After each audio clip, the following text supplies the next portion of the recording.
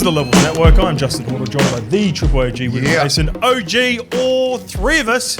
Our teams got up over the weekend. Well, he's happier. I know we're proud Manly players, mate. So of course, didn't finish too well, but Parry get the win, Bulldogs get the win, and look at me, little mate. I had to rock the paraphernalia today. Yeah. Looks good. You should be fucking proud. They play good. The bro, Lukey Stowe. What about you? All over your socials too. He's become a bit of a social media phenom with some of the other creatives. Who's the guy you tagged in your video and made the video? You that video that we talked about. Did we talk about that on the pod? You sent it in the group. Pre-pod? I think that was a pre-pod chat. Yeah, shout out to Chris. He's a huge Dragons fan, Lebanese fella. What did I say?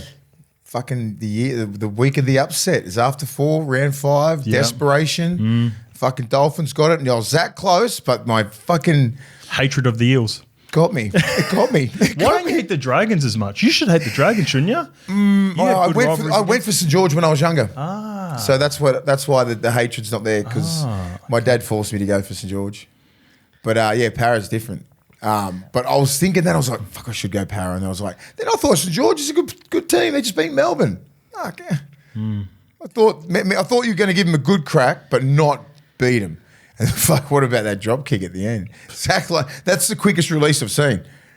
Boom. Because he had a good kick pressure. Yeah, no, they were all over him. He just went, but that's the quickest I've seen for a while. Jesus. Flano would have been sending 3 to 4 guys at him trying to prevent Lomax from kicking head down, goal. bang, straight, perfect technique. Great atmosphere. I was calling the game for SEN out there, and they slowly dripped in. It's a 3 o'clock, 3:30 start. 3 o'clock kickoff. So people were still coming back from footy in the afternoon by the end of the afternoon. And the best bit about it, the Dragon supporters were all on the side that Zach Lomax kicked the field goal into, and a lot of the majority of the Para fans were spread around the other. And the Swarms on the other side. Yeah, I think the Swarms on the other side. All the Dragons fans, when Zach got the ball in the first half and carried out of that edge, he got a huge boo, and then they kicked. And then it went to Gutho, and then Gutho got a huge boo as well. And, so and you know what? Outstanding. I mean, I know it's like playing against a former club that you played for years with.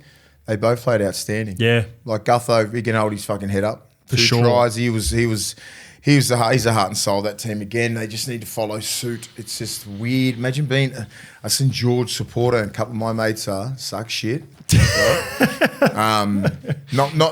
Not just because the Dogs are going good. I've been copping it for 5 years. You know what I mean? But like just the inconsistency of St George, as I said before, you knock Melbourne off. And you're expected to beat Parramatta, right? No disrespect to Para, but it's just like, come on, like you just beat Melbourne. Look what Melbourne did yesterday. Yeah. That just shows me how tight this comp is. It is ridiculous. Anyone on their day right now, everyone was, obviously in the last 3 or 4 years, Penrith, I'm like, they turn it on, you're done. They turn it on now, and that other guy turns it on, Brisbane, fucking just, who knows? Who knows wins? I'm not back, and I'm not looking at Penrith like that team anymore. I'm just not. Even with Dylan Edwards comes back, that's all that's got to come back. How are you looking at the Bulldogs right now? They look sharp. They look like 2 weeks ago I went, yeah, we need to play a top 4 team. We need to play some decent teams.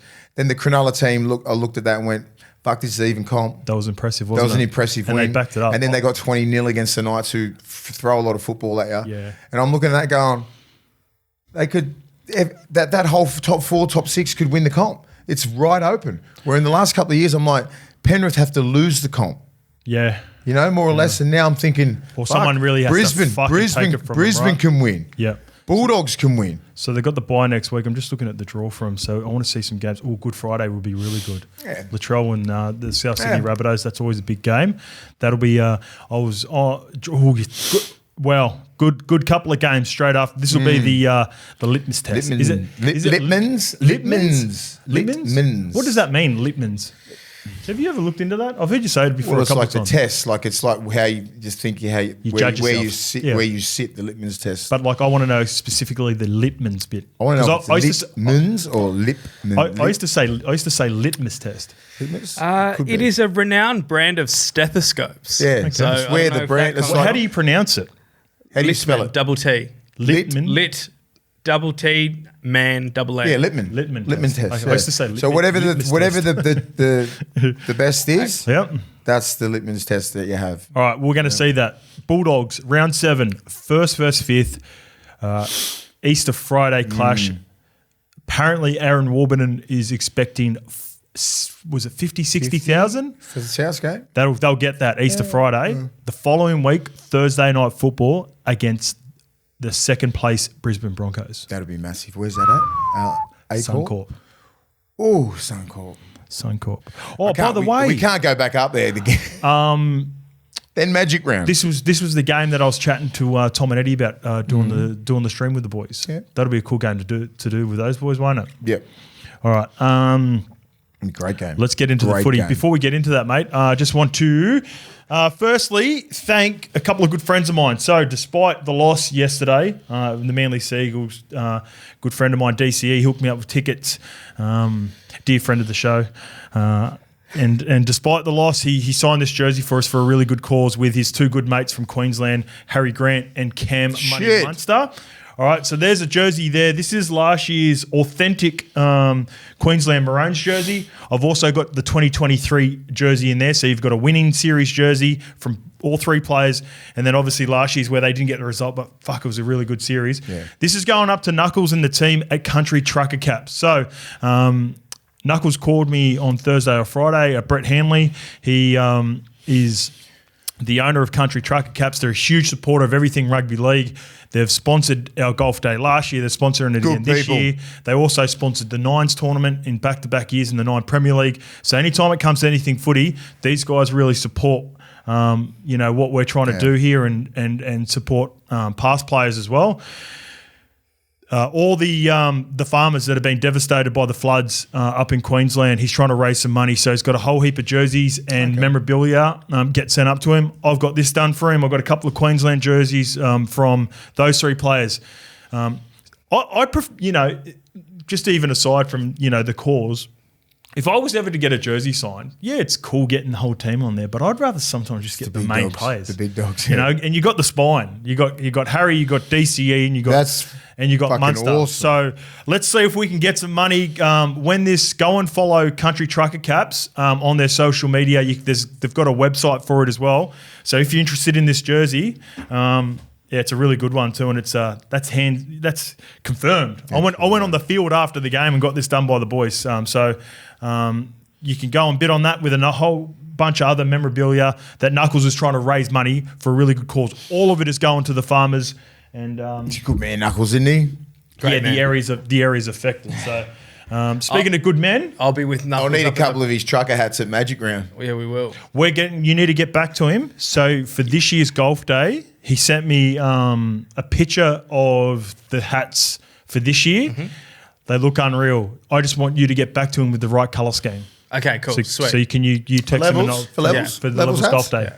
Oh, cool. Levels golf day. Yeah, I'll be up there again. Podcast Royale back end of this month, so keep an eye out for all that chaos that I was involved in last year. Nice. What are you doing? Just shooting content behind the scenes? Yeah, I'm running the content team. Nice. So we're out at the pubs on Anzac Day and all that stuff. So it's a huge lead in this year for it. It's before Anzac Day is before it. Yeah, the day before. Take it easy, mister. Make sure you get the content done. Content I'll be shooting it, so we'll be out. Yeah, that's what I'm saying. Yeah. Make sure maybe you don't go up Anzac Day and you wait until the fucking morning of. Anzac Day. That's dangerous with that gang, and I know how much you like that gang too. So, shout out to the boys. A lot of good fights on the card. So, I'm looking forward to seeing the highlights, and I'll probably get the content as well. But Streety's fighting the guy from Uninspired and Unemployed as well. Yeah.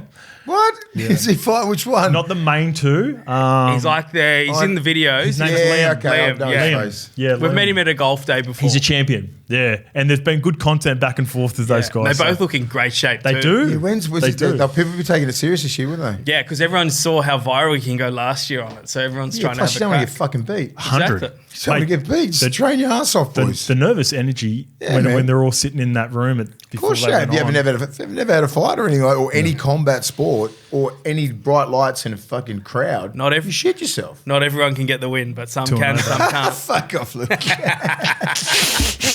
Rematch that guy and punch a piss out of him again.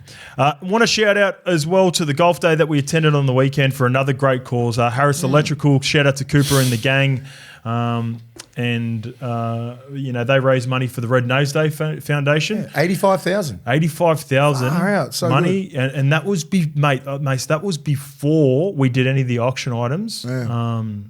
and one of them was a huge get for one of the punters that were in there at the time. It was sort of off the cuff. I had the great pleasure of interviewing Sam KONSTAS on stage. What a legend. He's an air champion. Good kid. Played 18 holes with him, and we were just going at it. You can see why he's like, if he went at that fucking the bowler, what's his name? Virat Kohli. Bumrah and Kohli. I asked him all these things. He goes, I said, fucking good.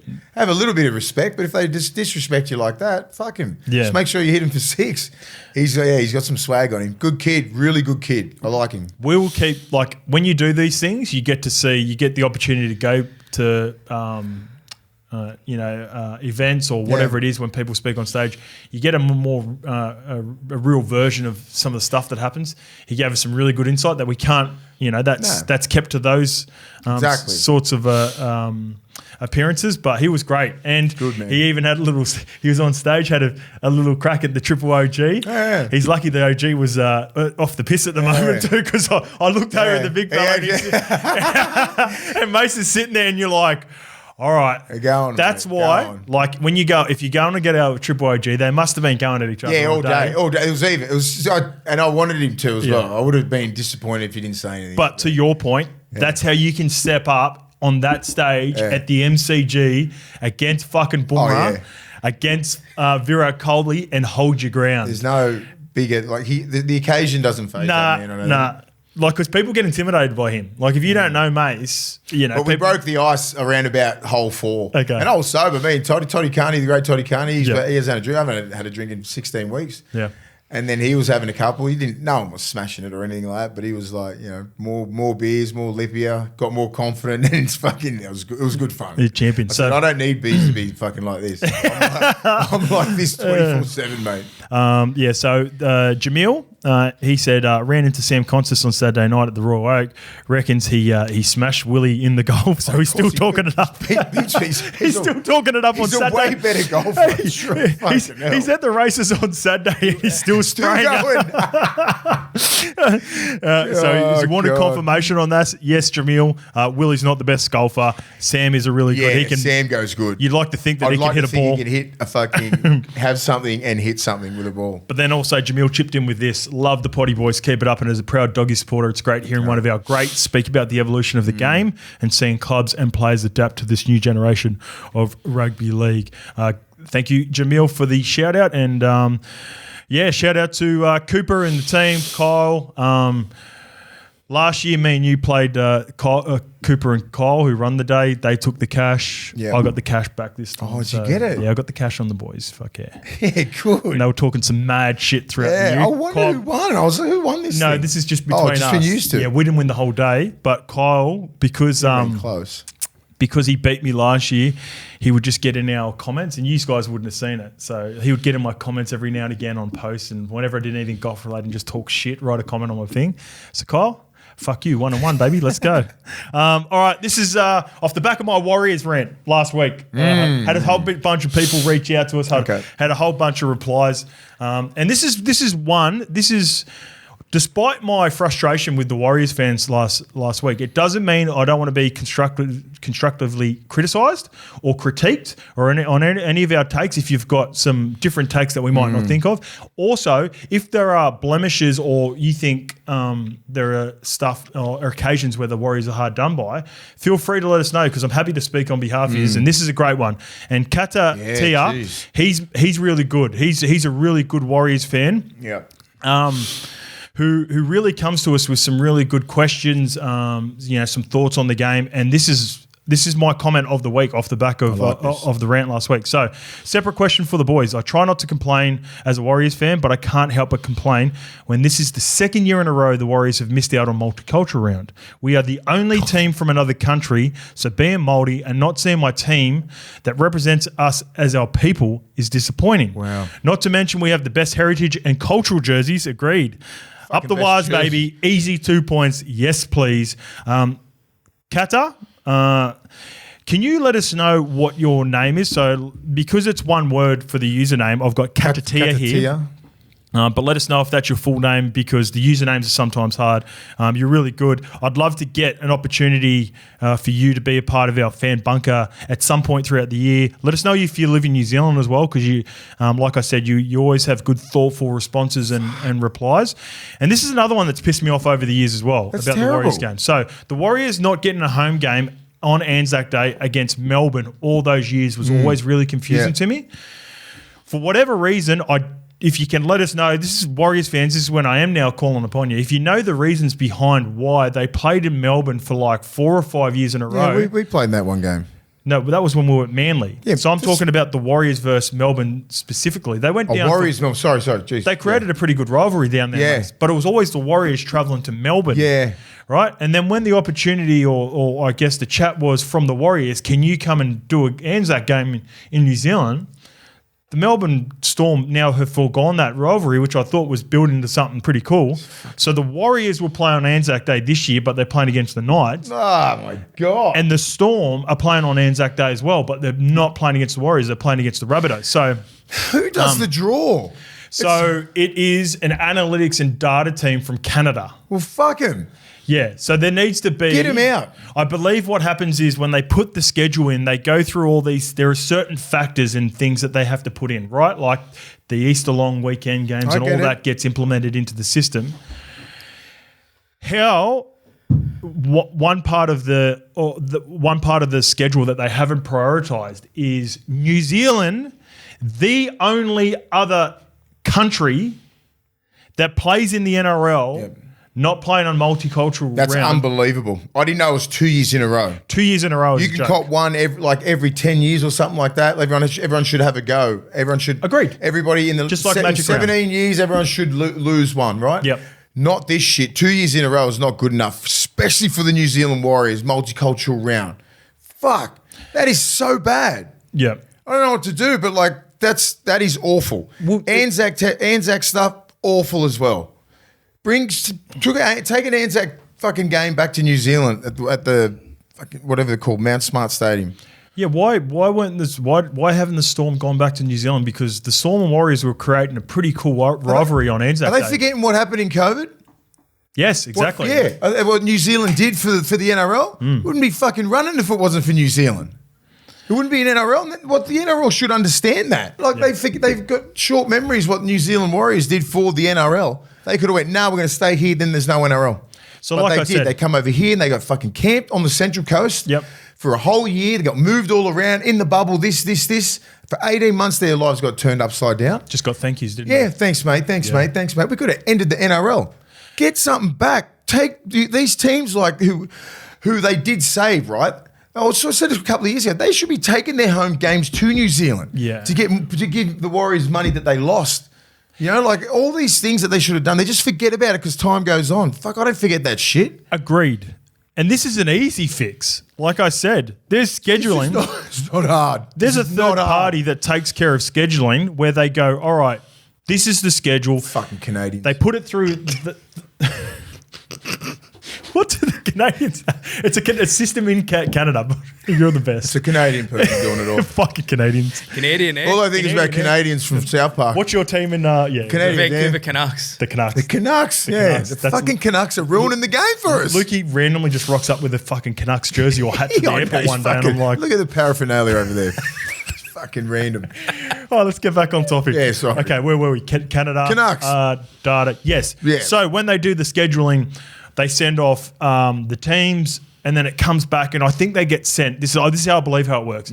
A number of different options for the schedule, but they do implement into the system that the Bulldogs play the Rabbitohs every Easter Friday, and then the Tigers play the Parramatta Eels Easter Monday, right? So shit like that is implemented. Like you can lock in the New Zealand Warriors for multicultural round. Every year. Like, I'm not even, you know how you said, miss every 10? No. No, I agree. I'm just saying, it's multicultural round. There's only one team in New Zealand. Put them in the fucking, take the Dolphins out. That's not asking much. That's not asking, teams to come back and thank you for what you did. All that. No. Even though they should have done that, that's not hard. Titans, Dolphins, all those teams. Come on, just one of those little Queensland teams have a rest. Any other team, any other 16. I don't care who it is out of the 16. Just don't be the Warriors. So there you go, Warriors fans. So there's a bit of a rant for you guys. I don't know what to do, guys, going the other way. Jeez, that's awful. We got correct pronunciation of Vaimanga. So have a look at that one. Vaimanga. My Vaimanga. Or is that There's an N in between that, like you pronounce it. But the Vaimanga. It's Samoan too. Vaimanga. Yeah, something like that. Okay, all right. The next one comes from Alexander Good, and he goes, he's got a pronunciation. So in New Zealand, my name is pronounced Justin Horo. In Australian, it's pronounced Justin Horo. And in Wakey, it's Justin Oro. Oro.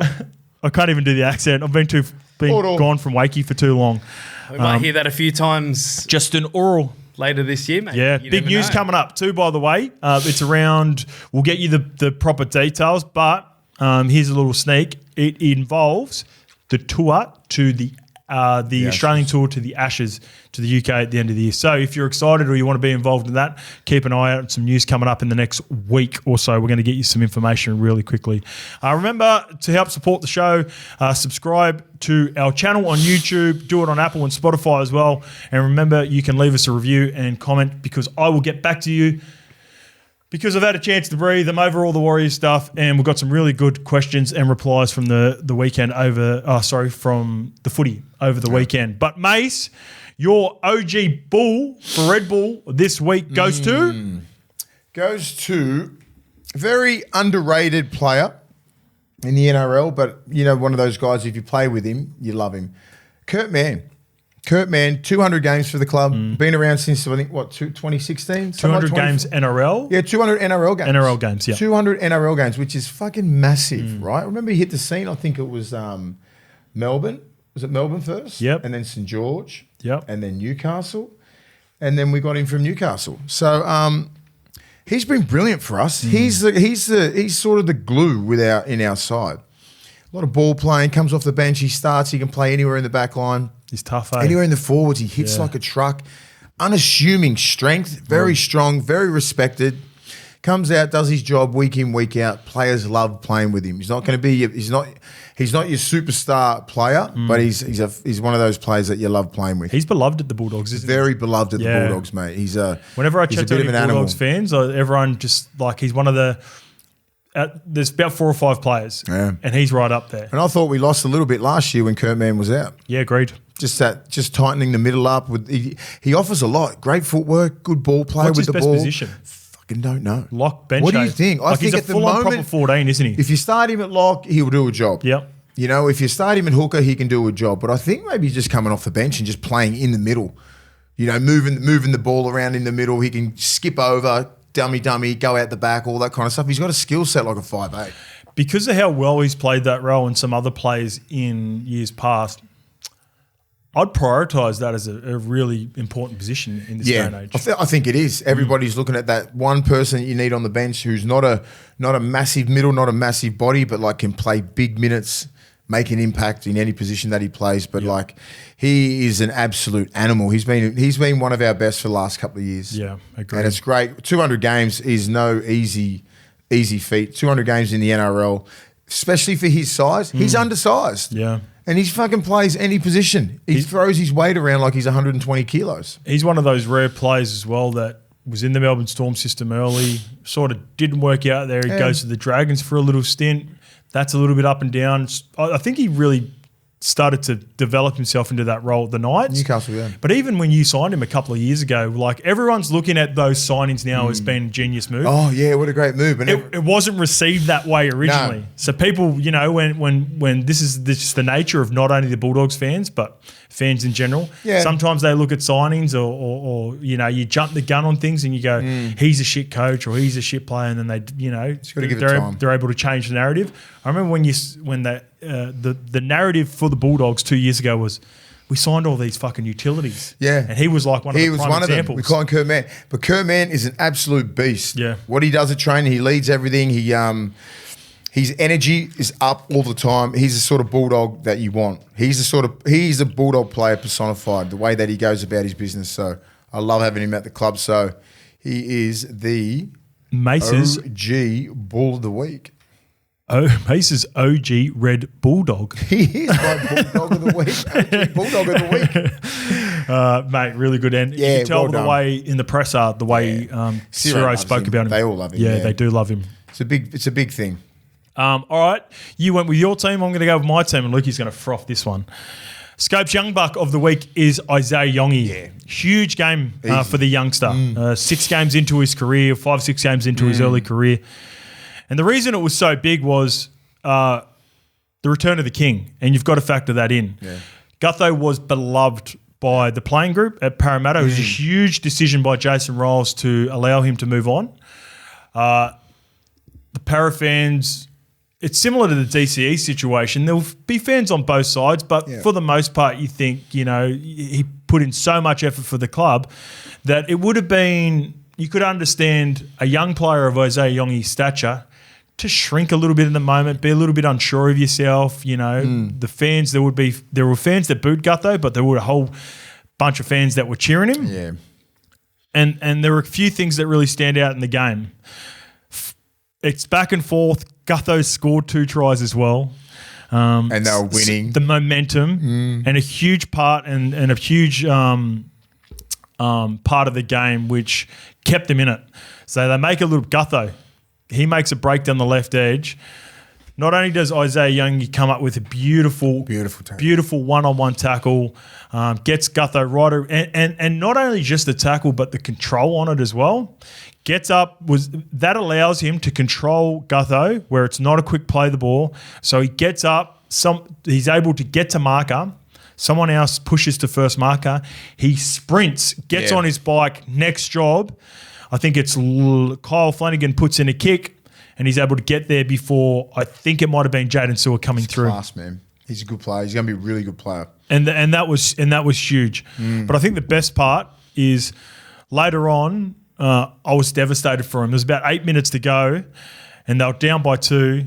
He gets the ball on a kick return and he throws a double cutout to Sean Russell. Just hit the fox, mate. His balance was way off. Way off. Just falling for when you that side version when he was just like tripping. He's like, I was like, that's always going to go forward. And the worst part about it, mate, sometimes it doesn't come across on TV. I don't know if you would have seen this as well, but up in the box where we sit, and when we always talk about triangles. If you can identify triangles, that means that someone's a little bit further up and there's gaps in between the players. There was a real good opportunity for him to run on that. So I looked at him, I was like, he's given it his all, this young fella. But and if Fox had just been a little bit wider, he could have doubled over and like early ball to Fox, early ball, and then the to Russell. That was the play that was on. Yep. He just had a little bit of a brain explosion. Yep. He knew it too. He's just like, fuck. Especially when you watch the replay, you're like, it probably wasn't going to work. And even if he did hit Russell, they were just coming over straight away. It wasn't going to do anything. No space. There was no space, and it's just one of those plays where you're like, if that had cost the team, that would have been massive. Well, this is what I read. That's all they would have talked about. 100%. And this is a valuable lesson, and what a valuable lesson for him to get at this part of his career and still get the victory. So shout out to Isaiah Yongi. It would have been a huge week for him. It's a huge week for the club, and congratulations to the Parramatta Eels. What I'd like to see too, the players rallied around him too. It's like, get it back, kid. It's all good. Dill Brown went, shout out to Dill Brown. We'll get to it in a bit. Yeah. Dill Brown went straight over to him, tapped him on the head, and Dill Brown was the player who made the cover tackle on Tyrell Sloan in that set. Glad he after all the shit. Look, we've been critical of him. He's been getting pumped. Dylan Brown was really good. One game. And he went over and he made a crucial tackle to stick up for his young fullback. So shout out to Dillbags on that play as well. All right, let's get to some replies. And there was a lot about the international eligibility, and there was a lot of chat over the weekend. Here's an interesting one from Lauren Savola, potentially, in the for the username. Semi Radradra. We forgot about this. This is what makes the eligibility for us Kiwis and England really unfair. And this is another example of it. And this is away from origin and everything. Semi Radradra played for Fiji, then Kangaroos, but he also couldn't play for New South Wales because of the origin eligibility. So he can jump over to the Kangaroos and not New South Wales, but that wasn't a dilemma for the Kangaroos. And the frustrations weren't there from the ARL, and the coach, like Mel wasn't the coach back then, but the coaches were okay with that. And it's all of a sudden dragging State of Origin back into it. Go figure. P.S. Semi was born and bred in Fiji, qualifies for Kangaroos, but not New South Wales. I played with Semi when he arrived in Australia. Yeah. He could not speak a lick of English. Yeah. I was playing New South Wales Cup, but this is a cool story about Semi too, by the way. So I get dropped from NRL in 2012, and I'm playing New South Wales Cup. So they set this young Fijian comes over, absolute specimen, absolute best. He didn't gain any size when he got here. Semi was just always like that, an animal. Yeah. Anyway, so we're going through some shape, and I used to have this play where you sit down the short side and you can have. I copied it from the Roosters. We talk about it a lot. So you have Tubes one. Yeah, the Tubes one. But I used to. Because I did it so much, the play was over the top for the winger. So I'm trying to communicate with Sammy. Sammy didn't speak a lick of English. Yet he can play for Australia 4 years later. How did that happen? And that's not a knock on Sammy. No, but how, like this... That's the system is fucked. I forgot about this. Like, I forgot about when Sammy played a test. The Lanzac test there in like 2017 or 18 or something like that. Yeah. How? But why couldn't he play for New South Wales? I'll find out the reason. Because he didn't, I'm guessing, and this is without looking too much into it, Lukey's going to, maybe he got his citizenship here after 4 years. Remember you know how you had that stoush with Brent Webb going back where he ended up playing for New Zealand and Nathan Feen played for New Zealand after living in New Zealand for a certain amount of time? Potentially that was the rule. No, the only reason he was able to play is because he lived in Australia for 3 years. That's what I just said. That's what he just said. Oh, did you? Sorry, I thought you said, no, you said citizenship. You said he had citizenship. Oh, well, that's it's like Craig Wing playing for Japan. Like once you live, so once you live in a country for a certain amount of time, you can get citizenship. But there's also rules for eligibility for that. So in Union, Craig Wing, you can live in Japan for 3 years. Next minute you can play. That's why you look at the Japanese rugby team now. Yeah.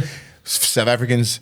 A lot of Polynesians, anyone who's been there playing in Japan for 3 years, you get the citizenship. I think they've shortened it in Japan for 2 years, eh? That's why they're going good. I heard something about that with Joseph Mone, so Lukey's going to look at that one. When I saw like a massive big also packing the scrums, I'm like, he's not Japanese. I thought rugby here's the part. I thought they were really strict on it in Union.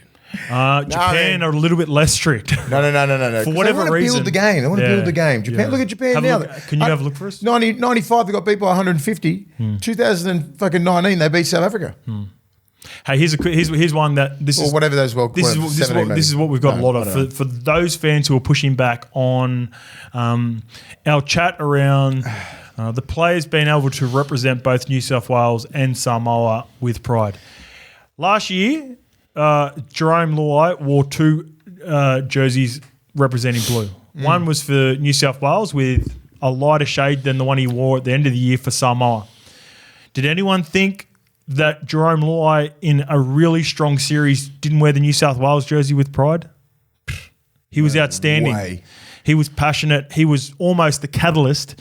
We talked about it. Probably top three for us on Wally Lewis medal, just behind Angus Crichton, in my opinion. He's lucky those blokes had killer series. Otherwise, he would have got it. But the point is, he wore it with pride and he played awesome and he represented New South Wales well. He also represented his country on a really long season when he represented Samoa in the series against England overseas. So you can do both. Yep. And that's where this whole argument against specifically the KP doesn't make sense. The Kalen Ponga discussion doesn't make sense. No. As if Kalen can't represent Queensland like he has done in the past and won multiple man of the matches and been top three on the field for Queensland and represent New Zealand at the end of the season like he does the New Zealand Māoris. I wouldn't question it. I wouldn't question any of these top tier players about any level that they play and the passion that they bring. Otherwise, they would never be at that level. Yeah. I'd never seen a person get to a level of origin. I've seen people not handle origin, but it's not a lack of trying, not a lack of passion. I've seen people play for Australia that couldn't handle that level, not a lack of fucking trying or passion. It's just the level of playing. Yep. Sometimes you just, it's the fucking highest. It's the cream of the crop up there. You want to play that level anywhere. New Zealand, England, fuck, mate. It's all hard. You're talking the best of the best. You cannot roll into those games. You see, I just play this little test for Tonga, Samoa, like England. There's a lot of passion, mate. You've got to be all in. You're all in. Right? Otherwise, you'll play that one fucking test. They'll see you. Get out. Yeah. Got the World Rugby definition for eligible players for each country. Were you born? A. B. One parent or grandparent was born. Or C. The player has been registered exclusively with the rugby union or rugby body in the country for 60 months. So what's that, 5 years? Immediately preceding the time of playing. And D. The player's completed 10 years of cumulative residence preceding the time of playing. So I don't know what this Japan stuff is. So Japan's just not that. No, Japan's different. And it's to my original point. They quicken the process for the country for citizenship. Yeah, that's how they get around it. That's the loophole. Yeah, they get that sorted quicker. I believe that's 2 or 3 years. I'm thinking 3. I heard it was 3. I reckon we'll have people in our comment section will be aware of just that. ring Wingy up. Straight from the World Rugby. Wingy's played fucking 50 caps for Japan. Yeah, he's the guy. He's originally, I interviewed him on SEN. In 2009 when I was going to go play Japanese rugby, they said, "Would you be willing to play for Japan?" I'm like, "Yeah, fuck it." I said, "Yeah." They said, "Well, you just have to play for 3 years." And then whatever the World Cup, so 2009, so for 2011, they wanted me to play. I would have been eligible to play for Japan in 2011 World Cup. I was like, "Yeah, I'll play." I wasn't even going to play union, let alone play for Japan in rugby. The biggest. You wouldn't even fit in any doors over there. Yeah, I'm a fucking giant. Absolute Godzilla, they thought I was. Mate, Missile said, have you been to Japan? Yeah, I was there for 3 weeks. Yeah. Funnest shit I've ever done. Yeah. Fuck, mate. Missile said the beds over there are fucked. They're just not built for guys for 6'5" and above. No. I was walking around like I was in it, like you have to dress up, you're in a suit and shit like that. People just getting a photo with me just because I was that big. What am I doing? Can you grab the aircon remote things back? It's a good country. And also, what was the last little thing? Yes, and this is one thing I want to clarify. Just have this, scrap the tier system, have the same protocols for the Samoan and Tongan players, which is if you arrive in Australia before the end of your 13th birthday or whatever it may be, then you cannot play because you haven't played junior football in either state. So the prime examples are under 10. I don't want whatever it may be, but have a rule. I think 12 or 13s because that's when you start to play. These days, kids aren't playing tackle until 12 or 13. Okay, yeah. But my point of this... They're playing tackles at 8. Well, then it's not scoring or something. No, I was watching my little nephew. They were fucking smashing each other. No, there are different areas have different rules. Up in Newcastle? Yeah, I think Newcastle. But there are some areas that have... touch up until a certain point. I know. I think it's up to under 7s, and then from 7s onwards, you're tackling. So this is under 8s. All right, but pretty sure. Just quickly, I think 13 is the age where if you play footy before that for a guy like the perfect example is Ronaldo Mulitalo. He was unable to play for Queensland because I think he arrived from New Zealand in 14 to Queensland. So that's fine. Fair enough. No Ronaldo, even though I think that's a bit harsh because it was so close. That's fine. Do I want Sonny Bill Williams and Benji Marshall to arrive from New Zealand at the age of 16 for the Bulldogs and Tigers or whatever keepers respectively? No, I do not want them to play Origin. Nor did they want to. Exactly. And do I want Sam Burgess to arrive in 2010 at the age of 19 from England and play Origin? Nor would he want to. No. That would ruin the fabric. They're not the arguments that we're doing. No, they're not. That would ruin the fabric of State of Origin. But if you were arrived in the state and played junior football from the age, just like the Samoan and Tongan and Fijian and Papua New Guinean players, New Zealand and England should be allowed. And most of these guys are most of these guys are born here. You know, like they're just fortunate enough right now in today's society and right now that they're born there. They're Australian. They can play for New South Wales. They can play for Tonga and Samoa. Like that's just the way it is. Do you feel like they need to pull the trigger on this soon? Because it feels like we're having this conversation like once a year and getting real fired up about it and then it goes away. Yeah, I think there will be changes for sure. I said it'll change when we lose the World Cup, Australia. That'll happen soon in the next couple. possibly next year, then they'll probably try and tinker with it a little bit. Not too much. They won't do too much. It can't be. It'll just be the age group, as you said, like be here before like fucking 10 years old and then play your juniors here till 16 and then you're eligible for New South Wales or Australia, whatever it is. It's going to be the age group. What about the actual, like using pain as a situation, the changing from Australia to summer? Obviously, that's fine by what we spoke last week. That's what you got to think. Like, if you choose the fucking country that you want to play for, which is Australia, I think you should have to stick with Australia, right? You stick with New Zealand, because I just think that's only fair. I agree. Wait, say that again? I just don't think if you choose to play, if you just say at the start, you're like, I want to play for Australia, right? Yep. You play for Australia forever. But what about when you represented Tonga, then you chose Australia? But you saying that's a tough one. That's a tough one. His mate. take last week was you were playing within the rules by doing that. Yeah, that's what I mean. But it wasn't a drama then. You know what I mean? Like now it's obviously a drama. Everyone's talking about it. Yeah, so that's why I reckon you've got to be clear and you can't like. I know, that's preventing some of these players. I know, but that's what I'm saying. If they're going to change the rules somehow like that, like they're going to, what are they going to do otherwise? Well, I just think keep the system that we've had for these players from 13 and just make it eligible for the same.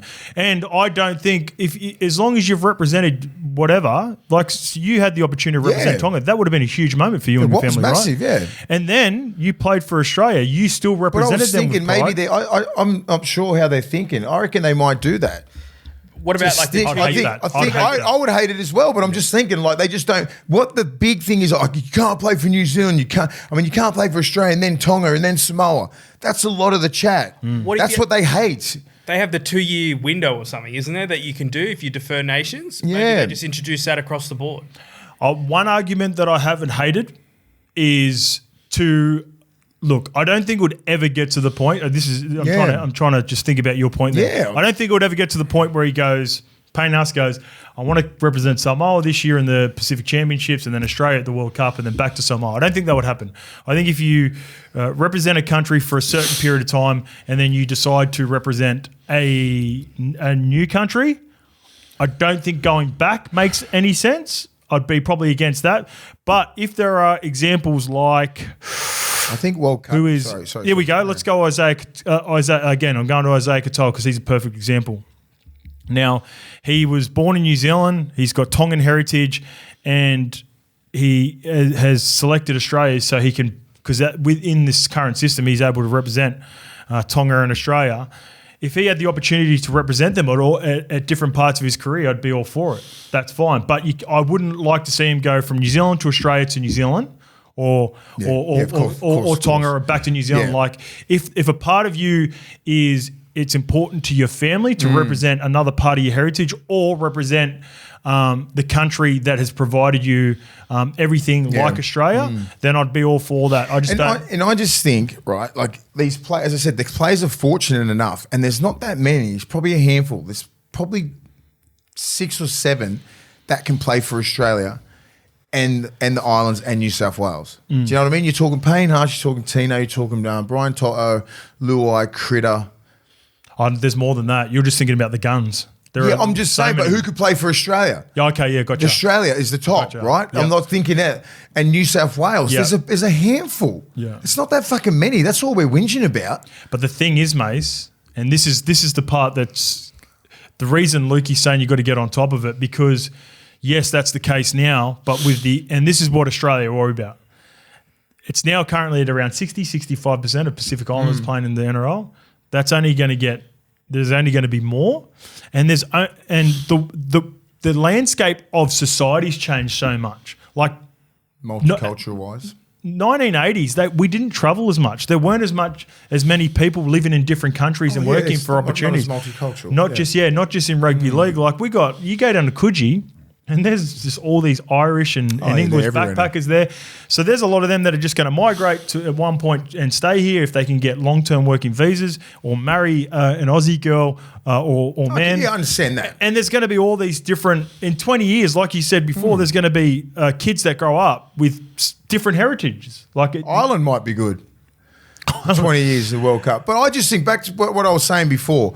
I just think what the big guys, the big dogs and that are whinging about is the swapping right? Like Payne Haas has played for Australia so many times. Now he wants to play for Samoa. You know what I mean? That's what they want to stop. I'm like, you just can't. As I said, there's not 50 people going out there and trying to just get rid of the Australian. You know what I mean? Like these guys that have put work in for the Australian jersey and everything like that. They're still eligible for Queensland and New South Wales. Now they want to represent their heritage. But I don't think it's a big fucking deal. But here's the part that pisses me off. Why is there not the same uproar from Australia when they let Xavier Coates represent Papua New Guinea and then get him to play for Australia? Or Hamiso Tabuai-Fidow to play for Samoa? Yeah, they pick and choose, don't they? And there's no uproar from Australia coming back the other way. So, like, why isn't the same 100%, setback? that's what I'm saying. That's why it's not that big a fucking deal because it's all about, like, because Payne Haas is the best forward in the fucking world. Exactly. Because Tino's the best forward in the world. They don't want to lose them. They don't want to fucking lose them. Yeah. That's all it is. If they were shit kickers, no one gives a fuck. That's all it is. Because they're the best in their positions, and Critter is one of them, and they're all like that. They could all represent Australia. We always want Australia to be this, the best. But then we want to grow the fucking international game, and then you get filthy at them because they want to go represent their heritage. It's not their fucking fault that they've got heritage like that. Aussie Lebanese halfback played for us at the there you go. Mitchie Moses played for Lebanon. Do you know what I mean? Like it's like they pick and choose what they want to argue and that about. Just because Payne Haas is Payne Haas. If it was someone else, they don't care. That's what I'm like. I just don't. It's not that fucking difficult, right? You don't really have to tinker with it that much. Just a little bit what you were saying. Yep. Then fucking end it. Here's another thing too, and no disrespect to these players because they're all elite. Jerome, Critter, and Bizza have been doing it since I think they made their announcement before the World Cup last year. Yeah. They're all elite players at their position, but the reason there wasn't an uproar for those players is because they feel like they could be probably better replaced. They could be replaced. So, like, you got Cam Munster if he doesn't play for Jerome. So it's like, all right, Jerome goes, we're filthy, but we've got money, we're okay. Yep. We got Dearden, we got Moses. Yep. Critter, gun. Yep. But we got Latrell, we got Turbo, we got Hammer. Like, there's different options. Bradman Best. Yep. So, like, Winger, Critter everywhere. would probably make Australia, but it's all right. Go ahead. Payner's playing that good right now, and Tino, they are clearly ahead above every other front row in the competition. That's what. That's it. Australian. That's as simple as you can put it. Yeah. They're the best in their position and they're not and they can't be replaced. Distant second. Yeah. They're the best in their position. Right now they want to go. And that's why it's a bit of a fucking silk. Oh, pick your own cut. Shut up. Actually, so it's not even distant second. The front rows that are right behind them, this is the problematic thing for Australia. They're Kiwis. So the Fisher Harris, Joseph Tarpany, Moses Leota, they all play for New Zealand currently. And then even Adam Fanua-Blake, he's played for New Zealand, can't play for Australia, so he plays for Tonga. And so, like, when you lose Tino and Payne, this is why the uproar is coming from. It's shit. Like, Paddy Carrigan's a gun. Yeah. Lindsay Collins is he would make the side. Lindsay Collins would make the Aussie side of fucking Tino and Payne Haas play. Exactly. No. Yes. Right now. Yeah, right now. Yep. And you got Ruben Cotter, who's an undersized bloke. He's a fucking dog. You know what I mean? But you're gonna have to put Carrigan up there, who's a lock. I don't know who your two starting front rowers are. I couldn't name them right now if you take Payne, Haas and Tino out. Yeah. You're going to put Carrigan up, of course. Yeah. And if you want to put Lindsay Collins up there, do it. Put Ruben Cotter at lock. What did we do last year? Back rowers, Liam. You got fucking Yowie. You got Yowie. You got Yowie at lock. You got Liam Martin. You got Crichton. That's fucking good enough pack. No, Tino was out. He was injured. Tino was out. Payne was out. I'll bring it up. What's his for? Who played front row? I think it was Ruben Cotter, wasn't it? Ruben Cotter. And then Lindsay. Yowie played and Lindsay. Lindsay was up there. Yeah, Lindsay was playing. Yeah, because he got smoked by Olakwatu. Yeah, they still won. Decent side, but as I said, because they're the best in their positions, we don't want to lose them. Well, this story sells newspapers, so I don't think it's going to be going anywhere anytime soon. Bullshit. Nah, but it's got to the point. To my point, I went far away about the Irish backpackers and all that, but that's just more so the society and how kids are going to grow up in this day and age with not only Pacific Islander heritage, but being able to represent multiple different countries and in any sport. And because we don't have a clear-cut rule around it and the tier system is wrong right now, in my opinion. That's the main part. Yeah. I'm pretty sure every Aussie can play for either Scotland, Ireland, England. We're not, The Pacific Islands are here. There's a lot of Middle Eastern, fucking everywhere. By the way, there is no grey area with mongrel boots, Mace. They are Aussie born and bred. No matter if it's work or play, mongrel has a boot for you. They are designed to be comfy as. You've even said we're going to reach out to Mongrel Boots. I need some Mongrel Boots, Big mate. Les? Yeah, my brother and his 2 little boys and my little boy, we go up there and he's on 32 acres. And I had a pair of fucking Yeezy thongs on. And I'm like, you need some mongrels? I need some fucking boots. Yeah. And guess who's got my mongrel boots on anyway? Les. Uncle Les? Yeah, and he loves them. Yeah. Little kids, you I want need some some boots as kids well, ones. Lukey? Yeah, I'm going down to the farm on the Yarra Valley next month. Yeah. Look, he's in the farm. Get us some mongrels. Yeah, I'll get some mongrels for the boys because Need they some. manufacture premium safety. They are non-safety boots for you, the Aussie worker. When you clock off, slip on a pair of K9 range, nothing but the best for you and your feet. So you boys are going to be decked out whenever you hit the farms. Remember, you can head to mongrelboots.com.au to find out your favourite boot and where your local retailer is. So these boys don't require that because we are proudly sponsored by Mongrel Boots. But if you're looking for some Mongrel Boots, They are comfy. they are the Mickey. Fucking hell. Tag us on your stories too. We want to see a few mongrel tags. And I love it. So I'm going to be wearing them all the time up there. Yep. Comfy. All right, here's one for remembering the OGs. This is a good one. I reckon you'll really enjoy this one, Mace. And it's come from username not found. Username not found. He has some really good comments and replies for us most weeks. Uncle Skip and Williamu Mayoaso. May also.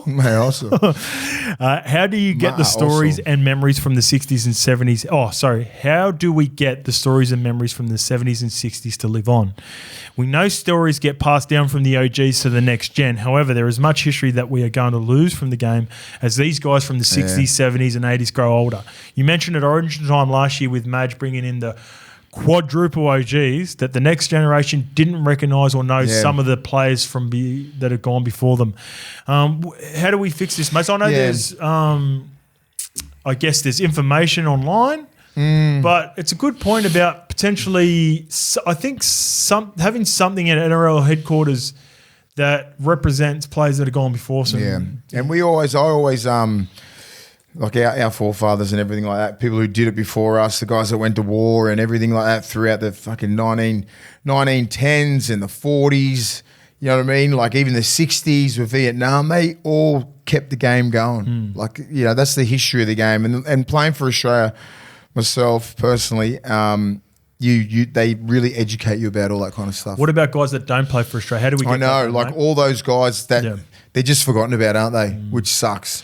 You know, like it's something that, I mean, the Men of League do such a great job to try and help or try and get them back into the fold, because a lot of people have been falling on hard times as well. Yeah.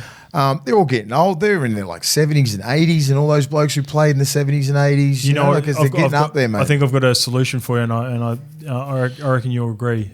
We need to figure out a way to properly do the Hall of Fame and Immortal stuff every year. Yeah, because if you did that every year, then you'd get representation. So I probably know more about NFL players from the 70s and 80s. Because of the Hall of Fame. Or because of the Hall of Fame. Yeah. So every year someone gets a yellow jacket over there for the Hall of Fame. I see past players that go up and present them the jerseys, and I always sort of watch it with interest.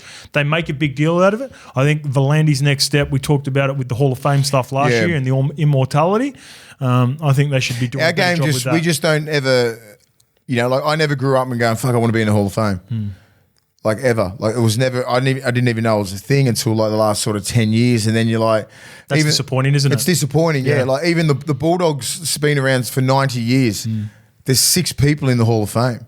Yeah. Do you know what I mean? Yeah. 6. There should be like fucking 50. They should put a panel together and address that properly. Like they just inducted Haslam and Steve Folkes. Oh, awesome. But that's like Steve Folkes just passed, and like Haas has been retired for since 2011. Yeah, wow. Do you know what I mean? It's a long time. Like, you know, like there's a lot of guys, a lot of great players that played for that club, a lot of great players that played for the NRL and everything like that. I don't know why they don't really prioritise it that much. To the point on rugby league history, they have shut it down. I can't find the timing. Maybe it was around COVID. There used to be a Heroes and Legends museum at NRL headquarters where you could go book a ticket and go through and get shown a lot of the history of the game. Well, there's a lot of history that you can watch it, but it's just these guys are going, what can you do to help their memories? You know what I mean? Like to make the 60s and 70s live on. Yeah, that's great from the NRL, and they should definitely bring it back. But that's something you have to go. You have to go you have to. Not everyone's afforded the ability to travel to New South Wales to the NRL Excellence or whatever it may be.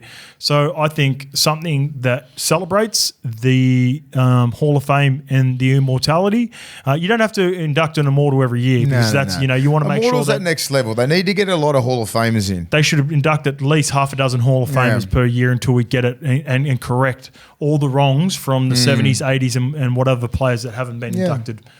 They just... Therefore, the younger players would learn about some of the better players. Like what they did, like straight away, is like when they did the Immortals and put Reg Gazziou and Changalanglands and like fucking all these ridiculous players that, like with the St. George players who won 11 comps in a row and all those kind of guys, they went straight into like the Immortals, right? Then the Hall of Fame was like sort of... They didn't really care about. Yeah. Like I'm sort of, all us players that played in the 2000s, you're just like, you don't really look at it and go, I want to be in the Hall of Fame. You know what I mean? It shouldn't be that way, though. No, it shouldn't be. You should be aspiring to get in that. Yeah. And it should be a numbers thing. If you tick all these little boxes, it should be like, he's got Hall of Fame numbers. He should be in it. Yep. And it's even good build-up too, right? Whenever we see, sorry, Luke, I'll get to you in a bit, but whenever I look at NFL stuff, I love the chat around like, is Eli Manning a Hall of Famer, right? Exactly. Like, really good 2 Super Bowls, but the rest of his career wasn't that great. So then it creates discussion around the game for these older players. We don't talk about it. On the National Film and Sound Archive of Australia, I've just been Googling trying to find stuff. You can watch one of the first rugby league games ever played in 1922. Wow. It's the earliest footage. It's believed to be the oldest existing footage of rugby league in Australia. They've got a whole archive of all this old content, like 1932, 39 grand final with South and Balmain, 37 match between New South Wales and Queensland. Yeah, wow. So there's a whole archive here. You've been to the Huddersfield one? Huddersfield? I've been to There you go. That's I've been to the Huddersfield one in over there when we were on a Kangaroo tour. That's the home of rugby league. 1908. 1908, the birthplace of rugby league, and that was pretty cool. That actually was. It's got everything there. There you go. There's a little sneak. You didn't even realise that you've done a little promo thing for us lead into next week. All right, let's get to some GOAT status. Speaking about players, this is a little bit more of recent history, and this player is still playing. Where does RTS rank in GOAT status is the question. This comes from A Sizzle. RTS Glaze is his username. Hey, gents. Hey, gents. Part-time commentator and full-time RTS Glazer. When discussing the Kiwi GOATs, I noticed that you went over several great players but did not mention the beloved RTS or of the WAS. When talking about Kiwi GOATs, I believe RTS has done more than enough to be in the conversation. The man is a premiership winner, Dally M Winger of the Year, 2-time Dally M Fullback of the Year, Dally M Captain of the Year, Golden Boot winner, and a Dally M winner. Yeah. That begs my question for the week. When can we start putting RTS in the convo for Kiwi GOATs? Would love to hear your thoughts on this and whether my mum's concerns around RTS glazing is warranted. Jokes. Sincerely, Dogs for 2025 Premiership. So he loves RTS. You look at that that resume is crazy. That resume. And I saw something on YouTube, the 2018 RTS highlights. That's a joke. That's an Xbox game. What a year. I don't know what I was doing in 2018. I just retired in 2016, so 17, 18. Yeah, we were partying. Who cares? We're in Europe. I think you coming back and didn't even know RTS was playing. He was unstoppable. So the years that he had prior to going to Union were fucking near unstoppable. So he's easily in my top 5 Kiwi players of all time. Yeah, I'm with you. Just not now, obviously, because he's getting a little bit older, right? He's getting a little. What is he? Yeah, but you consider what he's done. I don't give a fuck. No, I'm just saying he's getting a little bit older, so everyone's all recency bias, right? And he's still playing. Take it back about 5, and he's still playing. Yeah. At the end of the day, RTS is going to be up there. Was one of the greatest, not just fucking Kiwis. He's 31. Yeah, he's a lot of fucking miles in those legs, man. See, here's sometimes where it's a really tough conversation for Kiwis because Benji's got a pretty good resume. So Benji would be thereabouts. Yeah. Players winning premierships, but also like Benji's in a key position compared to Rog. Don't get me wrong. I played against Rog in that grand final. He was unbelievable. But he was a baby too. He was a baby. First year. Hit him with the douche.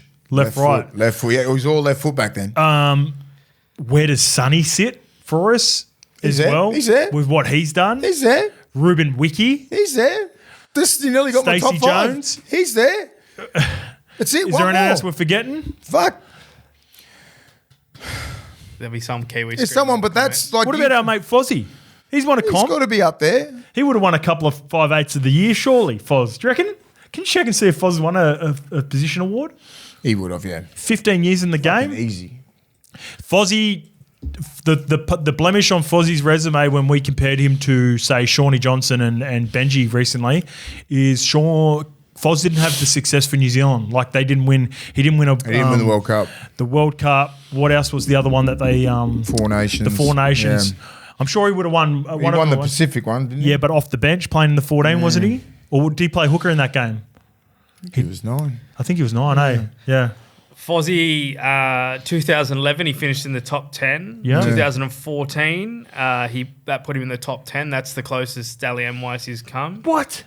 Because you know why? He's never got points because he's not the flashy player. Yeah, but he's been in the gun team too. And this is just not biased, and you'll agree with this, and this is no disrespect to the other guns, whether it's Benji and Sean, who pretty much played in his same era. Stacey's a little bit harder for me. You could be a better judge. Yeah, I don't know. Who would you pick, they have better highlight plays, Benji and Shawnee, but I reckon if you ask a lot of players that played with and against they're picking Foz, Stacey. They're picking Stacey ahead of Benji in that most players, I reckon. just. And they're definitely against above Sean Johnson. What about the Foz argument against Stacey and Benji? Yeah, I don't think he's in that conversation. Who, Foz isn't? Yeah, I don't know. Just simply because like they're so I don't know. Everyone just loves Stacey. I'm not saying fans. I'm saying players. I know that. I'm just saying. Like I think they're pretty three guys. So Benji, Foz, Sean, and fucking. I'll line those three up. Like who would you? And Stacey. They're the four. No, leave Stacey out because he's before their generation. Okay. Like Stacey's 90s. He's going against Joey and. Yeah. You have the opportunity to play outside Benji, Sean, and Kieran. Who would you have picked? And you've played against all three. I played with all three of them as well. Win all stars and stuff. Fucking hell. Week in, week out, NRL. Foz, me personally, because he defends way better. Those other two, not strong defenders. But that's the deciding factor, you think? Yeah. Yeah. I'd rather play with Foz than both those two. Be fun to play with Benji and Shawnee though, eh? In prime time. Yeah. It'd be fucking hard to, but they're all prime Benji fucking stepping halfway across the field and then straight and be hard if you're a back rower. Yeah. Prime Johnson, Jesus Christ, that was a problem. That was like prime RTS. That was a problem. 11, 12, 13, 14, and then injured 15. And then sort of come back. And that couple of injuries really derailed Sean Johnson because he was on a trajectory to fucking take all those. Remember the year that the Warriors had and Foz was going through a really tough period and injuries and off-field stuff. But at one point they had Roger, Sean, Foz, and I think they had Bully. They had Isaac Luke. Can you check the 2017-18 season? But that's a fair. I'd rather my halves for New Zealand would be, if I could play with them, would be Stacey and Foz. Yeah. Just because they're just fucking tough. Good runners, good defenders, good kickers, good communicators. Where the other two are flashy as hell. Yeah. Very, very flashy. Skill set. Both those guys kill everyone. This is where you could go argument towards because there are a lot of Kiwi fans that are watching this and maybe they're thinking we're disrespecting the other two. We're not. I think if I'm going to win an NRL or trying to win a grand final, this may seem weird, I'd go Foz. But if I'm trying to win a one-off game, yeah, that's different. Jesus World Christ. Cup final or a grand final and it's just grand final day.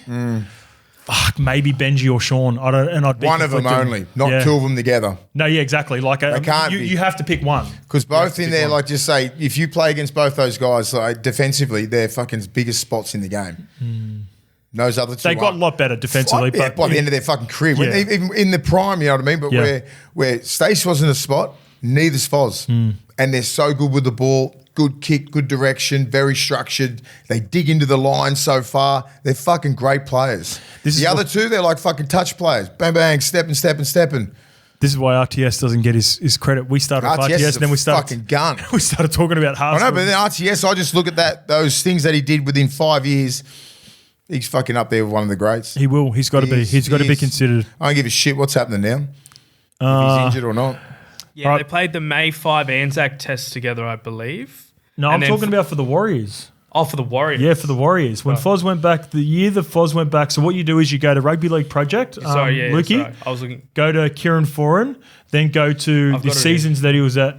Sometimes you go that chat GPT shit. It doesn't work. But it's just...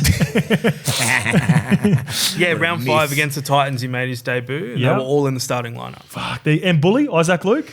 Yes, including... What year is he? 17? 2017. Fuck. They had some years when they just fucked it, the Warriors. That should have been a premiership fucking year. Yeah, I know. And what'd they end up? Finish? No, Fozzie Fozzie got injured and missed the World Cup. Fuck. Yeah. Yeah, that's another thing that derailed Foz. Yep. And Sean Johnson. They finished fucking 13. injuries, mate. And Benji's shoulders, mate. That's why he wasn't a good defender. He ended up being a better defender. But at the start, double fucking 2 Uncle Ricos. They won. I seen a funny exchange. Fucking Cooper Cronk, it was on the Sunday Ticket with Braith, I think. Yeah. And Cooper's gone, they were interviewed. Yeah, it was last week, definitely, Sunday Ticket. And they interviewed Benji before the game, and Cooper had because I know Cooper and Benji, they look like they're really close from their time at Fox or whatever. And he goes, Benji, your defence for the team's just been unreal to start the season. I know you mustn't be working with him because your defence was awful. and then Benji goes, fuck, Coops, you weren't the best defender yourself. Coops is a good defender, Coops is okay. Coops is good. 2017, they won 7 of 24 matches, finishing 13. Wow. That's where, and that's the reason Kiwi fans aren't as high on Foz. There are so many factors that happened from him leaving Manly. Manly Foz. 16, 17, 18. That was Para, Warriors maybe a season, and then Bulldogs, a year or two of the Bulldogs. Those were write-off years for Foz. He was injured, the off-field stuff and all that sort of stuff. That really affected. Bulldogs Foz as well. Yeah. The long hair, the long locks. Yeah. The beautiful long hair. I remember, this is when I knew Foz was broken. Yeah. I was watching a game and remember, like, as you know, being a teammate of his, he was I want to ask him about it. We'll chat about it this week. By the way, get your questions in for Foz. He got a really good one. But Foz was a fiery character. If I fucked up my line or if I wasn't in the right spot or if I wasn't my content right, he would spray me. But it was we loved each other, so I'd just go, fucking put my head down and make sure I get done. Sorry, mate. Sorry, Fozzie. Anyway, I seen him, and I know the player. I can even remember the player. I was watching a Bulldogs game. He got a putrid pass from dummy half from what do you end up stealing, a boombox or something? Like a fucking Lewis? Lachlan Lewis. Threw him a putrid ball from dummy half, and he had to dive for it, and he was just, you could see he was banged up. He dived for it, hits the deck, and he just got up, and he had no fight in him. And he didn't look at him. He didn't spray him or anything. I went, fuck, Fozzie. That was in like 18 or 19. And I go, Fozzie's done. I'm like, he's retiring. I thought he was done after the Dogs too. I was like, there's no way he can play on. Then he went to the Warriors. It's fucking 2025 and he's still playing for the Titans. Fuck, that was 6 years ago. Crazy. He's going to get 300. Fucking hell. He's got 300. Has he got 300 already? What, just this year or now? Back into last year. Fuck, I forgot, No. 300 of the best. Fuck, he's grinded, That's a long mate. 300 too. You don't have to. It's a fucking and tough you know what the 300. thing is? Like, he doesn't really have to play the game. He's fucking good off the field. Yeah. He just loves it. He's going to kill it. But he just fucking, he's an animal, mate. He's that's why I love him. This is why I'd pick. I love this. Everyone's going to go, Benji's got way more talent. Yeah, he does. Probably. Yeah. But this is my fucking opinion. Yep. And I'm not reading yours. You're listening to mine. I'll read it. That's Mace's gold line of the episode. That one. That's so good. All right, let's get it to your man. HAAS, Player of the Month, Mace. The Rugby League Players Association is pleased to announce Brisbane Broncos prop HAAS has won the Player of the Month award for March, as voted by the NRL players.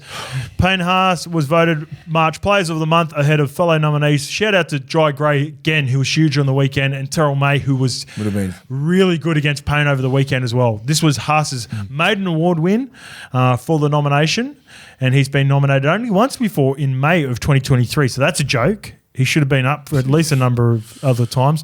Lucky I'm on the panel now, taking care of that shit. HAAS has had 4 games, 1 try assist, 2 line breaks, 17 offloads, 27 tackle breaks.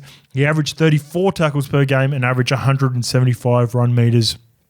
An absolute beast. He would have been your pick, wouldn't he, Mace? Yeah, easy. You were frothing him.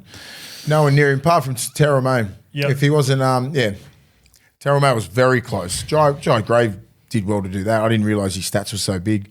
But yeah, Terrell May was he's been unbelievable. His stats are crazy too. All right, let's get to the ref crackdown as I crack this Red Bull. Yeah. How many was sent last week? None?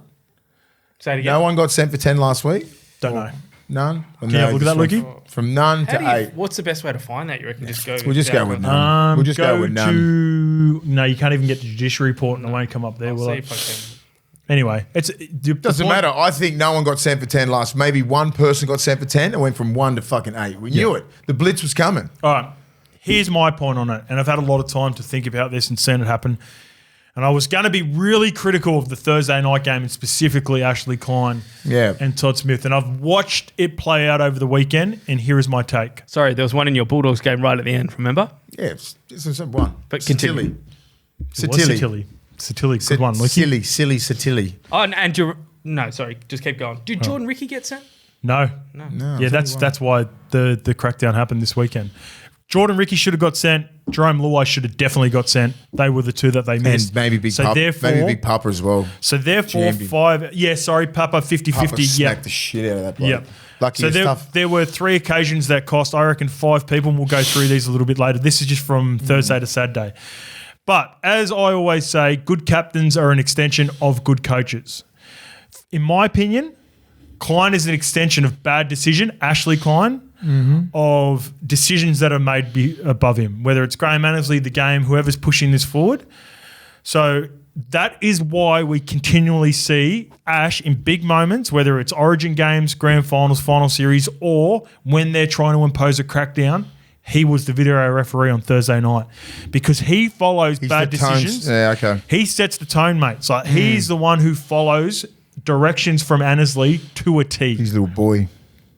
And because of that, the younger, more inexperienced referees, they have to follow the lead. Yep. If they're not consistent from Thursday night off the back of Ashley Klein's poor decision on Hudson Young, then they will either get thrown under the bus or confusion will then be raised from media, coaches, fans, whatever it may be.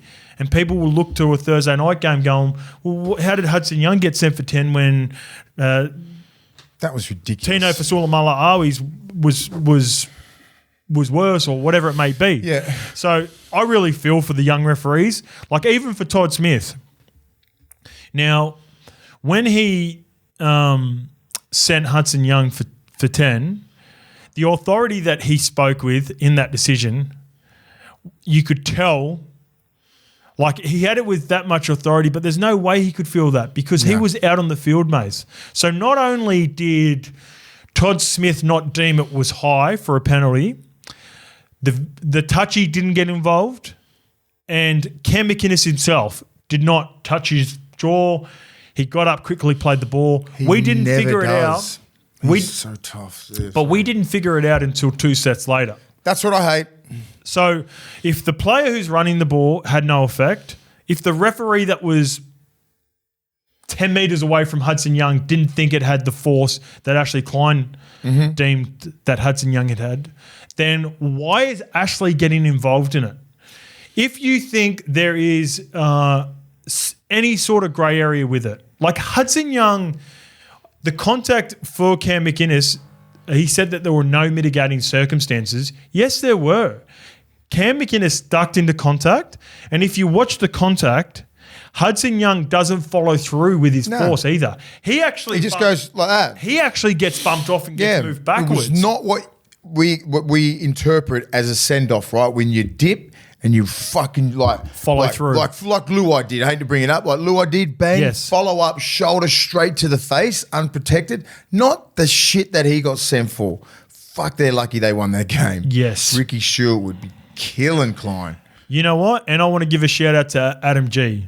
Now, you know how I said a couple of weeks ago that he looks like he's refereeing and he's a little bit tense? I believe, and this is just, I don't know, body language. Yeah. I think there's some frustration with referees with all that's happening with all this stuff because they're going out, they're getting thrown under the bus. Hammered. they're the ones that get hammered. They're the ones that have to leave the field. Like Todd Smith's the referee that has to leave the field from Thursday night. But it's Ashley Klein who's made the poor decisions in the video referee bunker. It's not Todd Smith's fault. Klein's just straight down out the back. And with guys like Adam G, when I think back to it, like how well he refereed that grand final, and then all of a sudden he's shafted. Yeah, that's weird. You know, I thought more about it.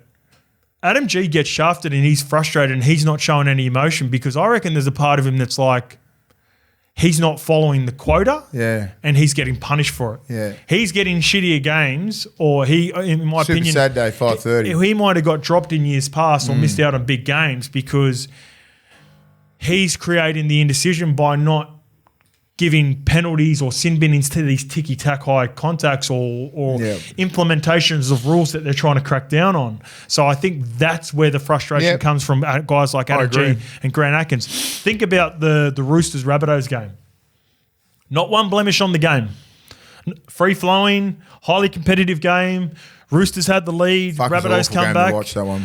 Well, it was competitive though, and there was a lot of theatre in it, and there was a lot of pressure from both teams. Not once do we think that Adam G had any part in that?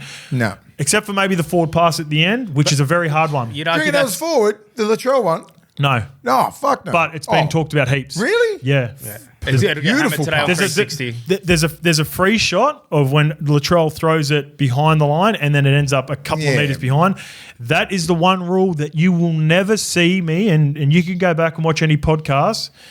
It's the hardest rule for me to be critical on. Like the momentum of footy and passing on the run, it's so hard to see in that moment when a ball's passed backwards and it sort of has that trajectory where it flows forward. I will say there was a clear example of a forward pass. Because it's not a spiral as well. Yeah. It went out the hand and then it just goes naturally that way, The one was... It was almost offside on the weekend was fucking Selwyn Cobbo to Billy Walters. Did you see that one? Yeah. That was a touchdown pass. Selwyn was playing quarterback. Liam Kennedy was right there. I don't know how he fucking missed that one. But that's a really tough one for the touchy. Like, that's a really good pass that goes backwards initially and then it floats forward. And for sure, once everyone's moving through it that's the interpretation, right, on the Latrell one. It went out the back first. It'd be different if it went that way, but it went that way and it went that way. But even despite that, that's a really hard one to have any certainty on, because that... For sure, when it came out, I was like, "Ooh, that's a beautiful pass." Not once did I think it was forward. Not once, but then I see the freeze frames, and it's like, all right, well, it's floated for sure, like 2 meters forward by the time he catches it. Anyway, back to the point about Adam G. I thought he had a great game. Grant Atkins, great game. I think there was a player put in that was sent to judiciary because there was one that you could argue 50-50. There was an element of doubt and mitigating circumstances, so they sent it to the. To the match panel. That's what you do. I think sometimes the referee tension from some of these guys is because of, I don't think they're all on the same page. I really don't. And I really feel for the referees, because if you are a punter, a fan, and you don't understand what's happening behind closed doors, or you don't know because you see a referee on field making a decision where the bunker is continually just...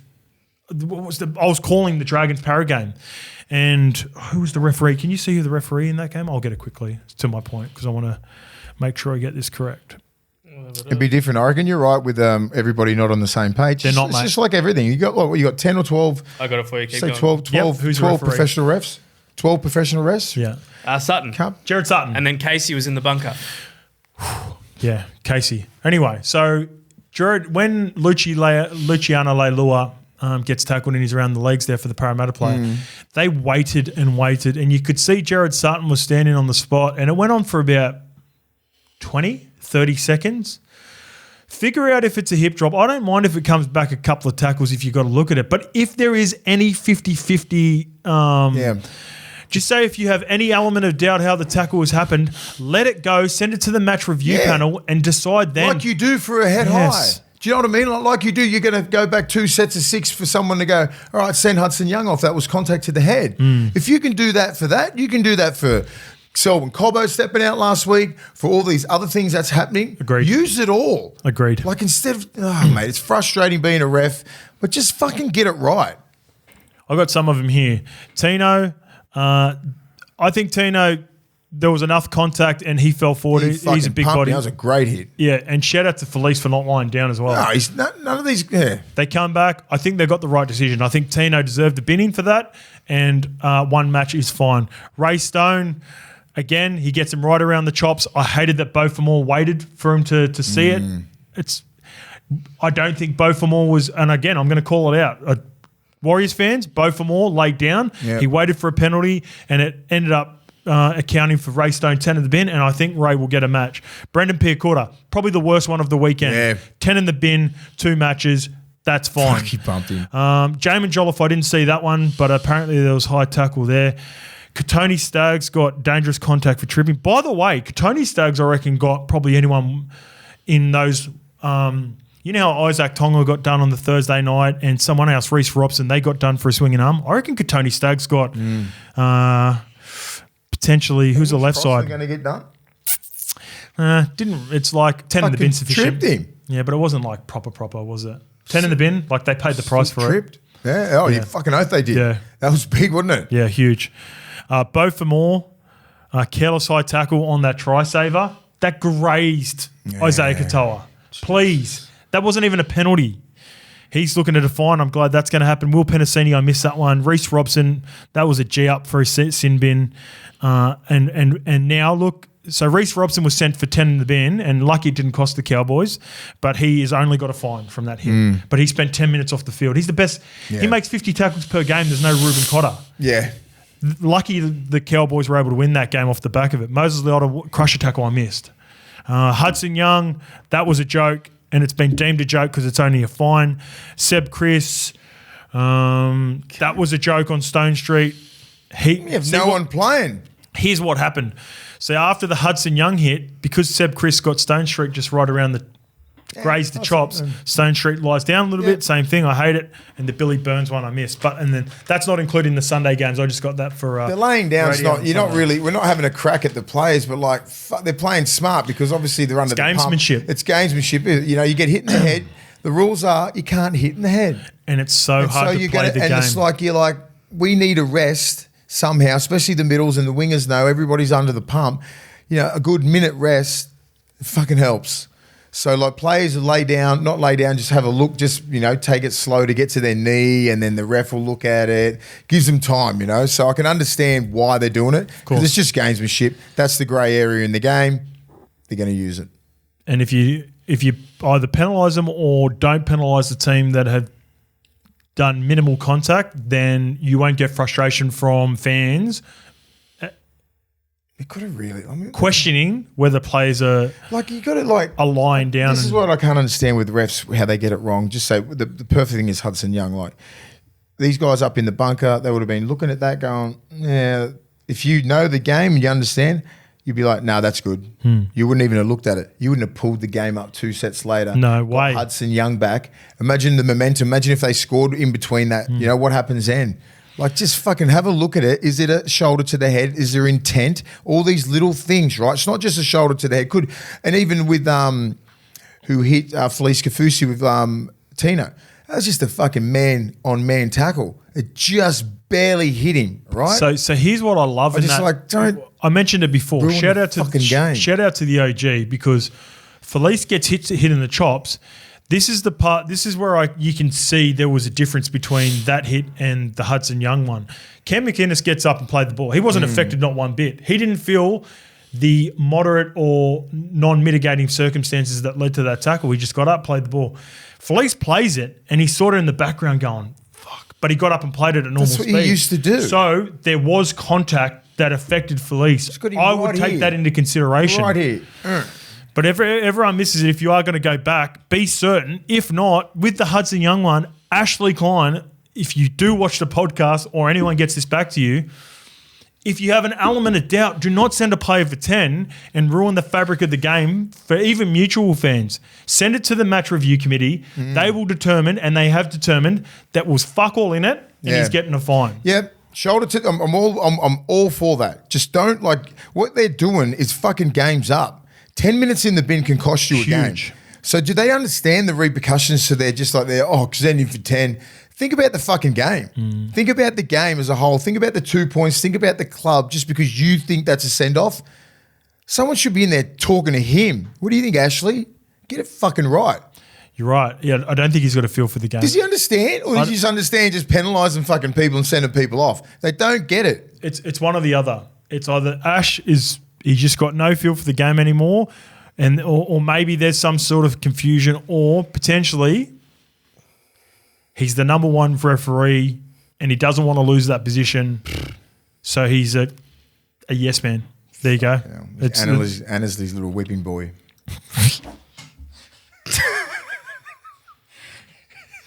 Fucking hell. Well, let's get to the Raiders, because Ricky would have liked to whip him if he didn't get the victory on the weekend. Okay, mates, despite all that, Ricky's Raiders 24 defeat the Sharks 20. And I'm so glad they won because of all the reasons. Yep. Also, another one that I thought was a bit of a blemish was the KO Weeks no try. Now, as a back rower, again, this comes back to the feel for it. And look, we're hammering Ashley Klein at the moment, but it is what it is. Critiquing players, critiquing referees, critiquing video referees. I feel sorry for Todd Smith, who let this play out as well on this occasion. As a back rower, that's what I played my entire career. Punch the inside shoulder of the defender, the three-man. Matty Nicholson does that. Because Braden Trindle is worried about the threat, he makes a play on Matty Nicholson. Therefore, gets clipped by Matty Nicholson. It's not up to Matty Nicholson to run further inside to avoid him. No. Braden Trindle was worried about getting exposed on his inside shoulder. That's what. Yep. That's the reason he gets clipped. And then Braden Trindle trips over, so be it. If it's on the outside shoulder in the middle of the chest, that's a no-go zone. 100%. That should have been a try. Yep. KO Weeks exposes that hole. That is the head referee, the best referee in our game, having absolutely no idea. What, and I thought we'd got past this. How do you not know? How do you not know? You have a look at the defender. Watch the defender. He moves in with, I'm trying to get on your inside here. My line's there. If you move off your fucking line and clip and you hit me, it's your fault. Yes. Simple. So understand the game, Ashley Klein. Study the fucking game. Understand it so you won't make mistakes like this. Far out. This is ridiculous. Imagine if that costs the game. No. Do you know what I mean? You got to think of all these things. They run these meticulous lines every time of training. Hudson Young, McNichols, all those sort of guys. McNicholson. Yep. Inside shoulders. No, just Matty Nicholson. Yeah, Matty Nicholson. Bang.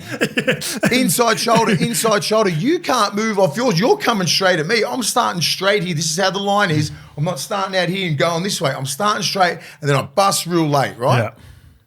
Like I said before, Fozzie would go, Hozzie, punch that fucking inside shoulder. Inside shoulder. As hard as you can. If you don't, I'll get angry at that. He did everything right, Matty Nicholson. Because what you're trying to do, defenders and people at home, I'm trying to get you to bite in a little bit so then the guy at the back gets that hole there. This is on the three men. That's why you get a lot of attention, guys, you know? So in the perfect world, you want them to clip the shoulder because they've made a bad decision to come in hard at you. Yeah, you got to come in and then next minute the hole's there, the guy's out the back and then it's hands like it was and then it was try. Anyway, they still get the win. Still got the win. Try of the year candidate? Fuck, that was pretty good right at the end. Yeah. And I love that Hudson Young. That was a try. Jeez, I love that Hudson Young was involved in it too. He killed it, mate. Fuck, how would you coach? You can't coach. You can't coach Huddy Young. He's just a fucking footy player, isn't he? Tough, loves the dirty shit. Loves it. Just hits good holes, got a mad passing game, skill sets off its head. He's one of the best back rolls in the game. You know who he's sort of like, but I know it's a different position now and it's a throwback era. You know how just Beaver was always around the ball? Like Hudson Young's a left edge back rower, fast. But, Beaver would follow Cliffy everywhere he went. That's what made Beaver great and that combination's so good. But if there's a loose ball in a Canberra game, I guarantee you, freeze frame, and Hudson Young's one of five people in the frame. He's near it. Yeah, he's just near it. He's just always on ball and he's fit. He does everything right. Ricky would love him. He'd be his player, mate. He was close to the OG Red Bull, man. Yeah, he was. Yeah, I forgot. What's his name? Ricky said he's a future captain if anything happens to Cubs. I think so. That's a huge wrap. Right in front of Tarps, and Tarps was just nodding his head in the presser after. So Thanks, that's a mate. huge wrap. Yeah. They were pretty good. I liked it. Sharks were... I thought they were really impressive, Mace. Raiders look good. I backed the Raiders. I just thought... We both did, didn't we? Yeah, like 2-2 and down there. And, you know what the Raiders are like. They get up for this shit. All the bullshit surrounding the Sharks during the week. Bit of an ambush mentality. Ricky's the best at that. He can get you up for these games. And then just get pumped by 40 against Manly or something like that. It's just weird. It's a weird team. It's a weird team. Yeah. A lot of factors that have sort of gone in. Even that, like, that was a wheelie. That was a really weird game, that one. It's the best start. Ricky said it's the best start for KO Weeks. He needs to improve, mate. He needs to figure out these kick receptions. Or change. Who can go up there? Because I reckon Sebastian Chris has been killing it at centre. Who's there in the Chevy Stewart, the young gun. KO Xavier. No, I think KO Weeks has got it. I think KO Weeks just needs to play better. He needs to catch the fucking ball. Just fucking work on your game this week. Like work, and just get to where you were last year. He can fucking play. He's the guy for the spot. Yeah, he's the guy. So just persist with him. Ricky will. Yeah, but you don't. Just fucking round 5. They're coming after him, mate. Yeah, now they're bombing the shit out of him. Who we got? Let's see if we got anyone who can expose him. Because good teams are going to come after him. Oh, mate. Fuck, no one in Para can expose him. But he's dropping sitters. Yeah, I know. Just end over end. And what he is dropping is the contested ones. Look at this. They're all contesting. They are. So they're just some of them are not even. Yeah, I know, but like most of the ones that he's sort of really fucking up and it's like changing it. But they're end over end too, Mace. They're not even fucking torpy bombs. Fucking hitting him like that. So, it's what you do. Fullback, catch. Here's where he's lucky. Because I'm a big KO Weeks fan, but he needs to fix that shit ASAP for the Raiders. He's got the Parramatta Eels. Dean Hawkins, he'll put it in the right spot. Not a noted kicker. Dylan Brown, not a noted kicker.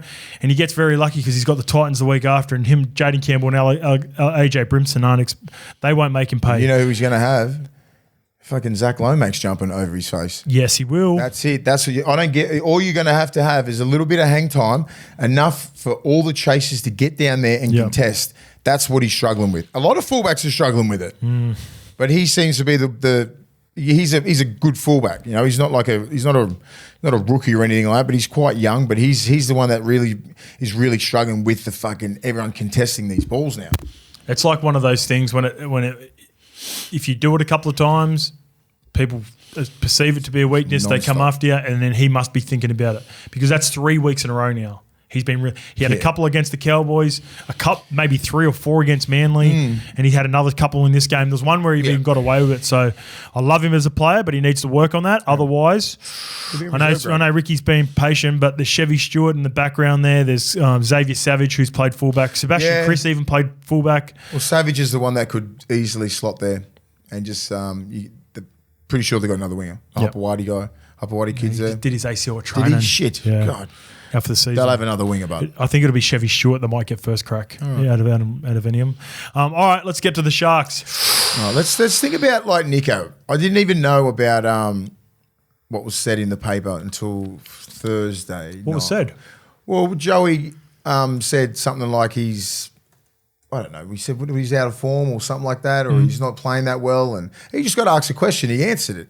What happened was, like, the chairman answers a question and says it's tall poppy syndrome and it's blah, blah, blah, blah, blah. Like, he caused a massive ruckus when the chairman should just not say anything. I didn't even see it. Yeah, it was back page of whatever. Like, because so Joey says, Joey baffled over Hines' form slump. They asked him a question. He goes, he's what was his exact quote? I was just I'll bring it up.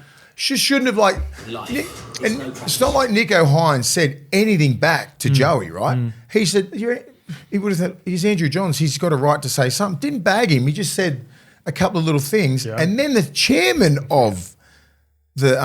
so Joey must have said on 100% footy or Freddie in the 8th. It's Freddie in the 8th. And Cronulla don't aim up in the big game, which is going to hang over him. Big game in Vegas, they didn't get it done against an understrength Penrith. Yeah. And look, I don't know how Craig Fitzgibbon rebuilt Nicho Hines' game. At the moment, he is just so low in confidence. Trindle's doing pretty much all the kicking, and he's the dominant playmaker. And when the game was on the line, we sort of didn't see Nicho the last 10, 15 minutes. I really don't know how they rebuild his confidence. Well, he plays your position, Joey. If you were working at the Sharks, what conversations would you have with Nico? I really have no idea. I don't know how to rebuild it. From a halfback's point of view, I'd be saying, get your hands on the ball more. Like, when the game is on the line, you want your halfback handling the ball 2 or 3 times a set. Didn't see that.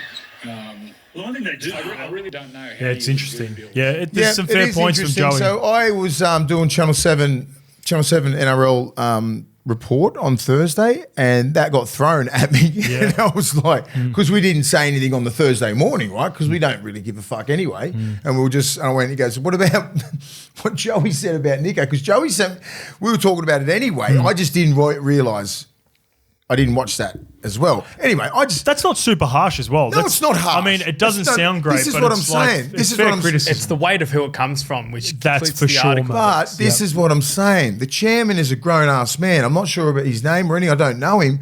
But don't comment about that comment because then it was back page on Thursday. But you know why? Steve Mace. Yeah, Steve Mace. But, like, you just don't. This is perfect. So these are my notes. I don't know if you've seen my notes. No. And the part that I wrote down is I love how honest Fitzy was in discussing taking the 2. So when Hudson Young got sent for 10 and then I think Joseph Tarpany backed it up with someone had a soft penalty and they ended up taking the 2. He said he wasn't confident in the way the game flow was going that they could score points in a retry. So he thought 2 points and defend it. Build it again.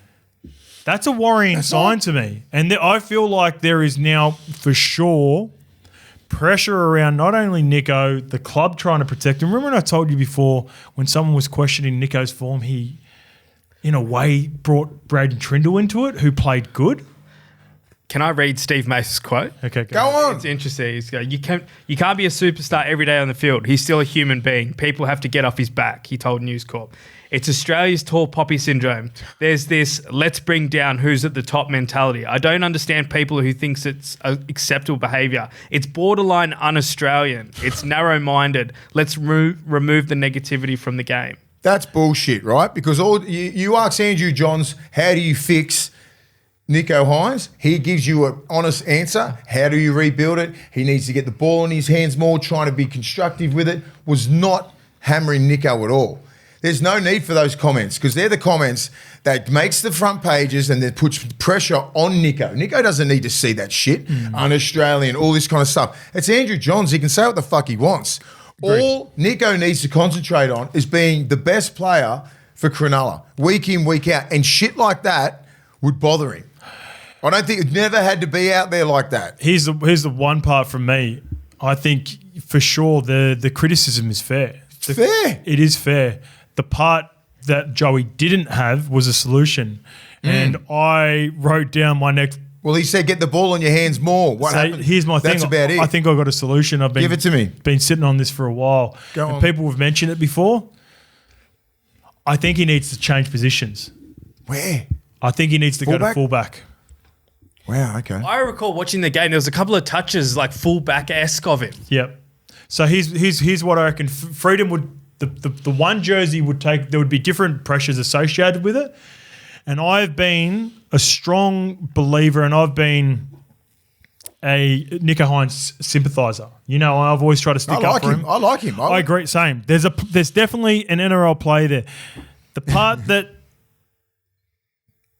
that's, again, associated with the criticism that comes with Nicho, he's $1 million player. That's the problem. So he is a Dally M winner. It's not tall poppy syndrome if you critique a player when he's not playing. Origin player, level. Australian player. Played Origin. He has played for Australia? Yes. Yeah, played for Australia. I think he is not handling, I agree with Joey, I don't think he's handling the halves well at the moment. I think clearly Braden Trindle has surpassed him. I think the form of Daniel Atkinson and Braden Trindle last year when he missed games is affecting him as well. And I feel sorry for Will Kennedy, a guy who I've spoke up for, but I think he might be the odd man out in this, where Will Kennedy's not signed for the Sharks past this year. Yeah. I know Daniel Atkinson's moving on next year as well, but I think there would be less pressure on Nicho to ice games and then give him more freedom to pop up wherever he sees or can expose the defence in the fullback position. What do you think about that? Yeah, I don't mind it, but I just fucking Kennedy's probably got a lot to say about that because he's playing fucking lights out. And I think he's finally found his groove in that team.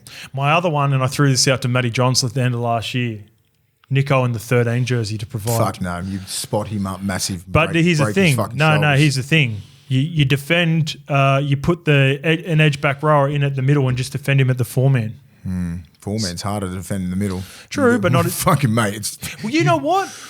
Defending through the middle, I've defended next to hookers before who are poor defenders, and we can protect them better in the middle. NICHO's not a good defender. So, you know what? Hey, you've done that before. Have you? You've played with nines before. They're awful defenders, but you've got a couple of big boys around them. So anytime a fucking front rower tries to get protect him a little bit, and you get in the way. certain ways. But then, like when they get at you, they get at you and stay at you. That'll be the plan. You get a NICHO once, get him a marker, cross another bloke, get him again, get it 3 times in a row. Get him involved. It's not an edge fucking pro. He's not going the edge or middle. It's fucking fullback. You got it right. It's fullback you're fullback and that's it. Okay, so Will Kennedy's the one. Or just fucking play better. He's a 7. He can play. He got Dally M at 7. No. Come on, he can fucking play. He just needs to figure it out. I saw him in one set. It was just catch, pass to a forward, dummy, pass, just real basic, not digging into the line, all that kind of stuff. He's the best when they get to certain shapes. Pass, he's out the back sometimes on some shifts. You know what I mean? Like he needs to get into those positions where, like 2 years ago, he was just nailing them all. But Braden Trindle wasn't that dude. There was no 6 really, was there, 2 years ago? Well, who was he 6 when he won the Dally M? Moiser. You know, like he just Moiser squared up sat back a little bit where Braden Trindle. That's a good point. So Moiser was happy to play the Robin. Yeah. I don't think Trindle's plays not, mate. Trindle's like, I want my fucking team. Yeah. I've been through things like that before, playing Shifty and Braith. They're like, whose fucking team is this? We're lucky we had strong leadership and everything like that, and they fucking used to split it, and it was fine. Shifty used to run around thing. Braith controlled the left edge. That's it. Yep. And your Shifty kicks, they worked out pretty well. But at the start, when Shifty and Braith 2001 hit, who the fuck's going to be the man? But we sorted it out. But that's what they need to sort out because Trindle's fucking thinking, oh, I'll get in, I'll go short sides, I'll do this. That's understandable. It's understandable because I fucking rate that. Yeah. Well, I find it that NICHO looks like he doesn't know his fucking role. That's what it looks like. Yeah. It looks confusing to him, like, oh, I'm just passing to people and I'm not really attacking. I'm not seeing short sides anymore. I'm not doing this. He was the best fucking short side runner in the game. He would see, like, if you get on that numbers line there, that little dash line, you have an open side there for six defenders or something. You see 4, he's fucking going 4 and 4. It's a fullback sweeping out the back. They scored multiple tries from halfway. Remember? Halfway, that year. Yeah. Absolutely. And I'm like, where the fuck has that gone? Yeah. You coach now. It's also, another factor I'm thinking about this as we're going. The good shout about Matty Moylan. Matty Moylan did a really underrated job of squaring up the line, first receiver, and creating space for the outside. I don't think that's Braden Trindle's bread and butter. He likes to prefer to isolate defenders one-on-one and play short or out the back for the last, not for the lead-up play. He likes to have the last pass most of the time. Yeah. And another thing, and this is, I'm just thinking about this, what's been happening. I'm thinking about like NICHO at the Storm. And the reason we probably don't associate it with NICHO is because he was a late bloomer. But all young players go through it. When his first year at the Cronulla Sharks, he was like a utility player at the Storm. He had his first year at Cronulla as a full-time 23. 23, okay. And then so Husey got it last year. NICHO had it 2023. Before that, he was a utility at Storm for 2020. Did he arrive in 22 or 23? Did he get a Dal M in his first year or second year? First year. No, he arrived in 21 after the grand final, didn't he? Yeah, so 22 he got it. Joined in 2022. Yeah. 2022. So, after the Dal M year, my point is he hit the radar of everyone and he's become a focus. So now those short side plays, everyone knows he does it. Remember when Kalen was the best at 4 and 4 down the short side? He doesn't do it anymore because you have to evolve your game. And if you get good at something, it's predictable. Teams will know it's coming. He looks predictable now, NICHO. And I think he needs to change it up a little bit. He's got great coaching staff there. Steve Price, Daniel Holsworth, smart as hell. Played with DJ for years. Fitzy, smart as hell. So they need to figure that out because sometimes they look near unstoppable. In the last couple of weeks, they've looked quite average. But in some little bits, they've looked like easily a team that could win the comp. They just need to get it together. Yep. It's a tough one. All right, let's get to the Cowboys. They've got it together. They defeat the Panthers 22-18. Credit to Todd Payton. Oh, God. Shout out to Rocket. He was under huge pressure after an 0-3 start, made some huge calls. It's easy to drop journeyman, backups. That's easy, Mace. He made a huge decision, and even Murray Talangi came out and said a week ago that he felt like Jeremiah and I took the bullet for the rest of the squad. But when you do drop a player of Jeremiah's stature, it sends a shockwave amongst the playing group. And you know what? Shout out to Jeremiah, because it takes huge humility. Fucking oath. Him and Jason Tomalolo, like, for Jason Tomalolo to get told a couple of years ago by Rod Payton, you're pretty much going to be a bench player. Now, I know JT's starting currently, but for star players to take a hit like that, not let it affect them, and then come back strong is a huge credit to Toddy Payton, the coach, and the two players who have had to change their roles. Totally agree, mate. And I reckon Nanai is just going to make him a better player. Yep. Because I think he's just had that dream run when he come in. Queensland, Australia, prelim, bang, bang, bang, killing it, a couple of years. Now this happens. Yep. Had a bit of an off year last year as well. The signs were there. Yep. Still played Origin that, but this year, no, not standing for it. And then he took the hit. He went back and he got fitter and stronger, and just now he'll be back in that Origin team. His defense has been the most impressive part about his return. Looks fit, runs harder. He's just not like concentrating on just that one line. He's got a trick bag, man. He's one of the best back rolls, all like a whole package. He's got it all.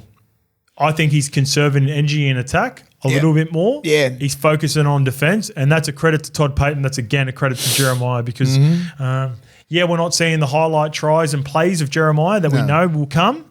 But he's making sure he's front-loading effort with defence, and it's serving him well, and it's getting a couple of really big victories. It gets you back in good form. Yeah, it does. Defence. Yeah. That's one of the main things. Hey, shout out to Jackson Purdue.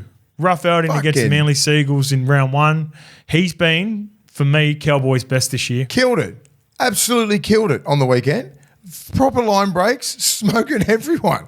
I don't know what his best position is. I don't know what position is. I think we said this last year. We'll talk about this in a couple of years when he's put on 2 or 3 kilos. We interviewed him for SEN yesterday. I think he's a centre.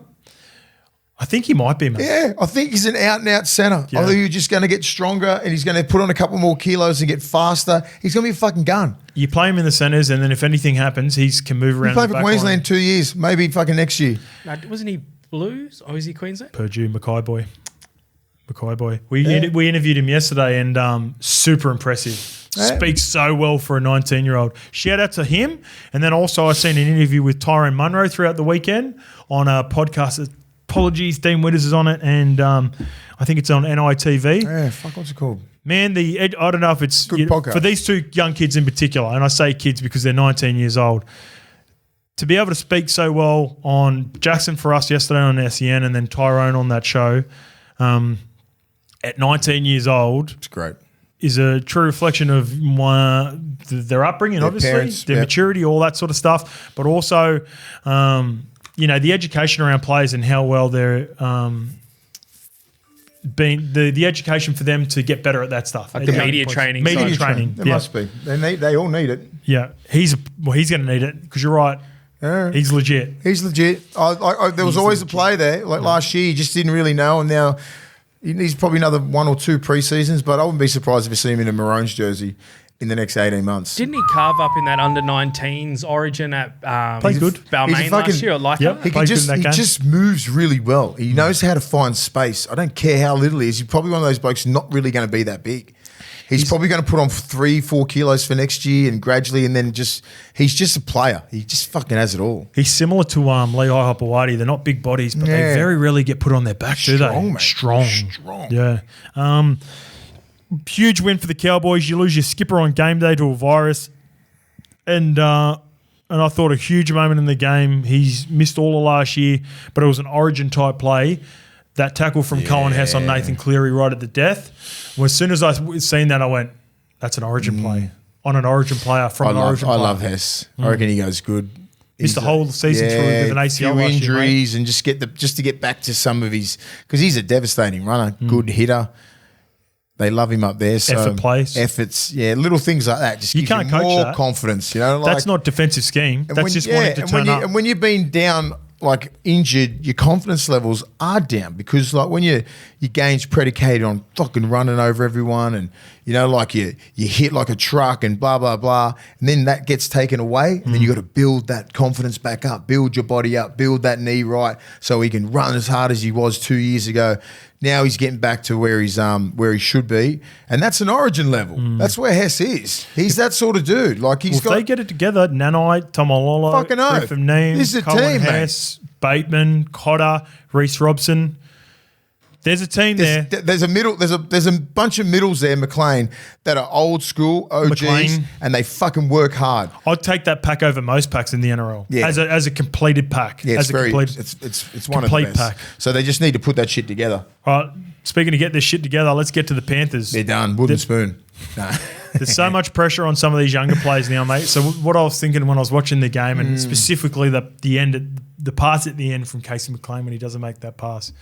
With some of these younger guys, right, they've now come into a system, and from an outsider looking in, you're like, oh yeah, that's easy. Penrith system. They not draft NFL. They develop their youngsters. They come through the system, but every year they lose these players. Every year new players come in. Every year there's added pressure. 4 premierships. This team doesn't lose.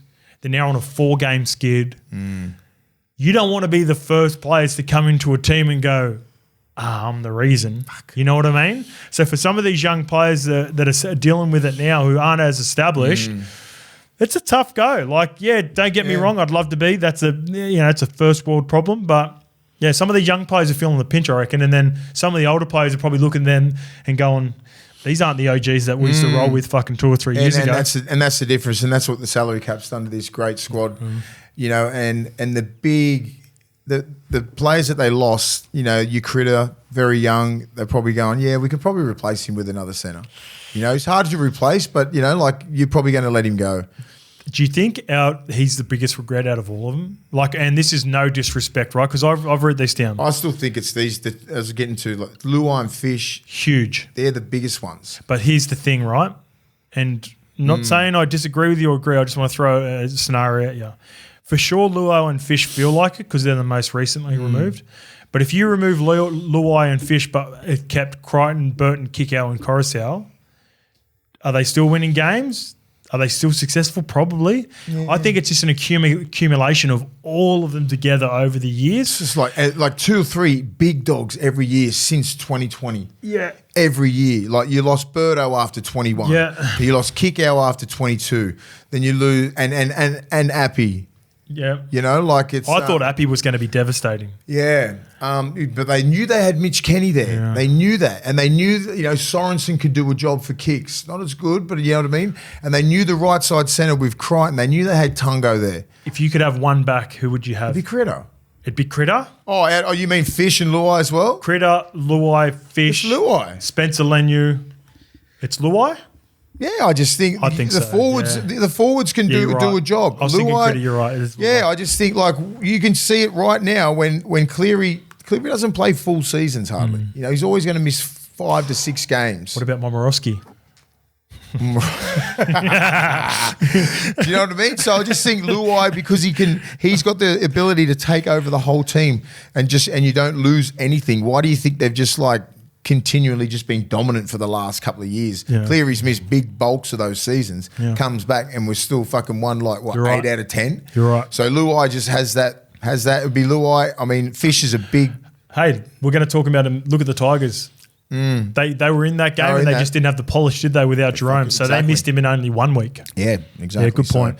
I think that Critter's pretty good, but you know, when you're a centre, you know, like Critter's so good for us because he's by himself now. You know, he doesn't have those guys to lean on. Now, they probably didn't realise how much of a leader Critter was. You know, because you're around all these guys. Yowie said that to me. Yeah, I had a chat to Yowie. They didn't even know you because you got Yowie, you got Liam Martin, you got Luai, you got Cleary, you got all these guys. And then Critter was a young kid, right? He's 22 still, 22, 23. And then he comes over and then develops into one of the best leaders in the game. You're like, fuck, I didn't know he's like that. Do you know he's got 100 wins out of 125 games? That's fucking amazing. You know, That's not normal. No one thought that. Like everyone knew that Critter was going to be a gun. He's a gun player, but everyone's like, maybe it's the system. Maybe. Everyone said when his winning percentage was going to go down when he got to the Bulldogs. How quickly he's turned around. Fuck. You know, so anyway. Critters, It's up to Casey McLean. I wrote down these 3 names. Casey McLean, he missed a pass. He had a really good he ruined it for him too because that chase down on Robert Darby was unbelievable. He's way quicker than I thought too, Casey McLean. Robert Darby can move, big. Man. Robert Darby can move. Yeah. McLean got him easy. Easily. And he had to turn on the dime too. Yeah. And it's not like Robbie Darby juggled it either. No. Casey McLean, Paul Alamoti's really improving. Yep. And Blaze Talangi, they need to develop ASAP. They need to play Blaze Talangi. They need to get Blaze in. I don't know what's happening with Blaze. What's happened? Yeah, but I think Casey McLean has been playing well. Paul Alamoti's been probably their best outside back. Yep. I really think that. He is, especially with Brian Toto out at the moment. But he needs to start playing the league level. Yeah, but Isaac Tungle probably needs to take his game to another level. Yeah. He's now the senior guy fucking out of nowhere. Yep. Especially with no Dylan Edwards and Brian Toto's on the sideline as well. Mm-hmm. So they really need to step up. Their forwards are still doing a job. They look so much better with Cleary there. The amount of time and space that he creates, it was ridiculous. He still played outstanding, but he can't do it all by himself. You got to execute on the edges. Do you know, like he was like creating, boom, boom. They were finding that space, just they weren't executing at the end like they usually do. Like when they do those big long shifts, then because usually Luai is involved with that. I hate to keep bringing it up, and it's serving you guys well, but there was an opportunity to extend both Isaac Tungle and Stephen Crichton in that year, and they chose Isaac Tungle. I reckon that's the one blemish on their recruitment that they'd love to have back. Because it's not like Stephen Crichton was old. And then he still continually come up with big moments after the fact too. It's weird that. I wonder who they missed on that one. They haven't missed on much. They've won 4 premierships. That man there, you should have known. They would love to have that back. Because I believe it was the same price roughly. Fuck off. Yeah. So, hey, they're human. People make decisions. They make Isaac Tungle was looking good in his development, but that's one they'd love to have back. Big time. All right, the Rabbitohs 20 defeating the Roosters 14. Latrell, when I was watching this game, and I always, because of their Indigenous background, and I guess it's the South Sydney Rabbitohs jersey, people always compare Latrell to GI.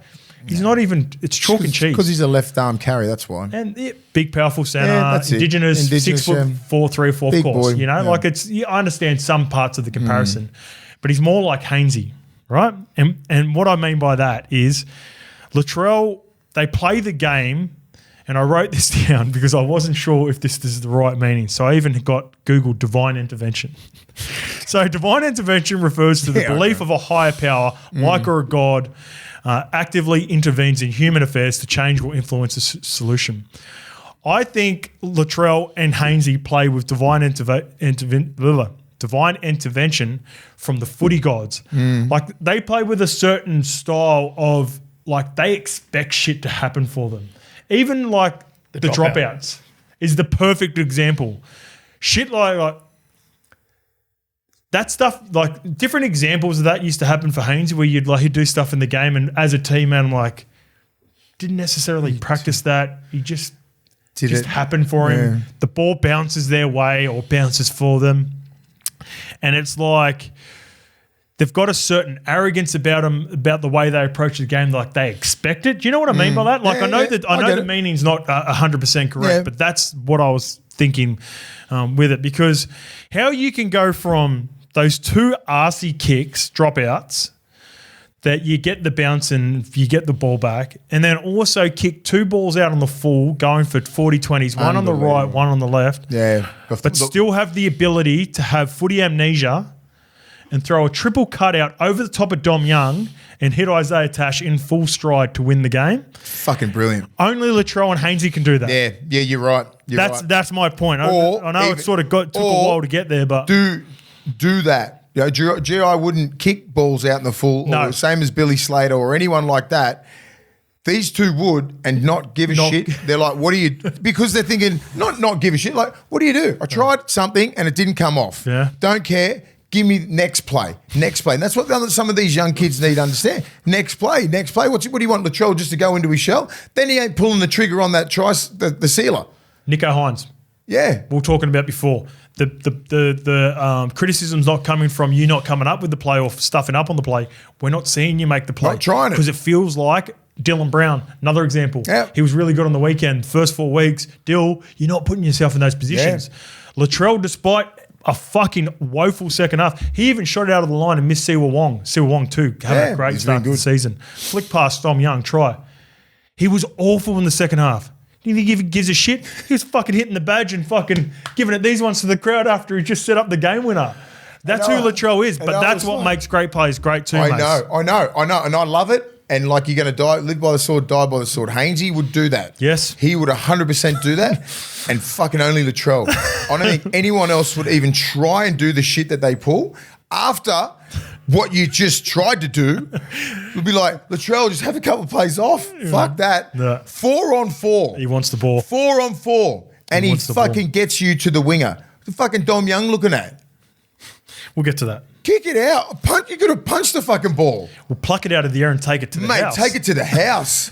Haas Sailor messaged me, he goes, I would have taken that to the house. No, you wouldn't have. Haas Sailor goes, I would have picked that off. He would have picked it off, yes, I'll tell you that. Yes, he would have. have. But I reckon if I was in the middle on the others, I would have ran him down. Tavita Totola would have picked him up. No, he goes, I'm taking that. He goes, regardless, I'm taking it to the house. Or easy intercepting it. Or batting it down. Yes. Anything but that. Yeah, anyway. God, that would have been frustrating for the fucking South. I mean, for the Roosters boys. But yeah, no one's pulling the trigger like that in this whole comp. Obviously, Hainsey's not playing, but in the whole comp, no one's doing that apart from Latrell Mitchell. And maybe Walshy. Fuck, maybe. Yeah, maybe. Yeah. But like, he can make 6 errors and maybe still him. throw a double He's like that. He's got amnesia as well. Yeah. But god damn, when he kicked that 40-20 out, I was like, fuck, just get it on the left. The second one. The second one. The first one was like, all right, sweet, you're trying to come up with a play. The second one I'm talking about, just like, they're in an arm wrestle. Sit down, mate. They're in a good arm wrestle. They're fighting their way back. Just go, sit down somewhere, Latrell, for fuck's sake. He doesn't give a fuck. No, just like he come in, just goes like, fuck it. I'll be out here, boys. One set. I'm going to be on the left edge. I love the Latrell. It's good to have him back. I love him being back. So good. Smiling, laughing, just being there and just like, it's a great game. Roosters, I back the Roosters, but fuck it.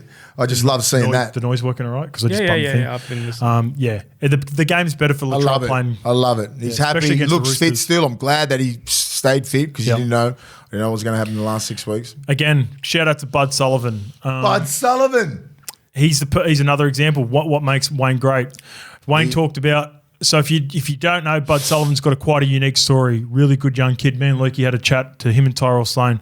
So he comes through the lower grades. He's an absolute gun. They win SG ball, whatever. They win lower grades. Him and Tyrell Sloan are killing it. I think the Fiangai twins are a part of that. Yeah, was he in that school? Yeah, he was part of that game. Yeah, okay. Right, they come through. They hit the NRL, and there's a lot of chat about them being stars, and it just doesn't happen. Yep. And he loses confidence at the Dragons. He loses more at the Tigers. He ends up in a weird trade system at this fucking Christmas time, and Wayne, gets to him the over Tigers, to the wasn't it? From Tigers. So he's still contracted to the Tigers.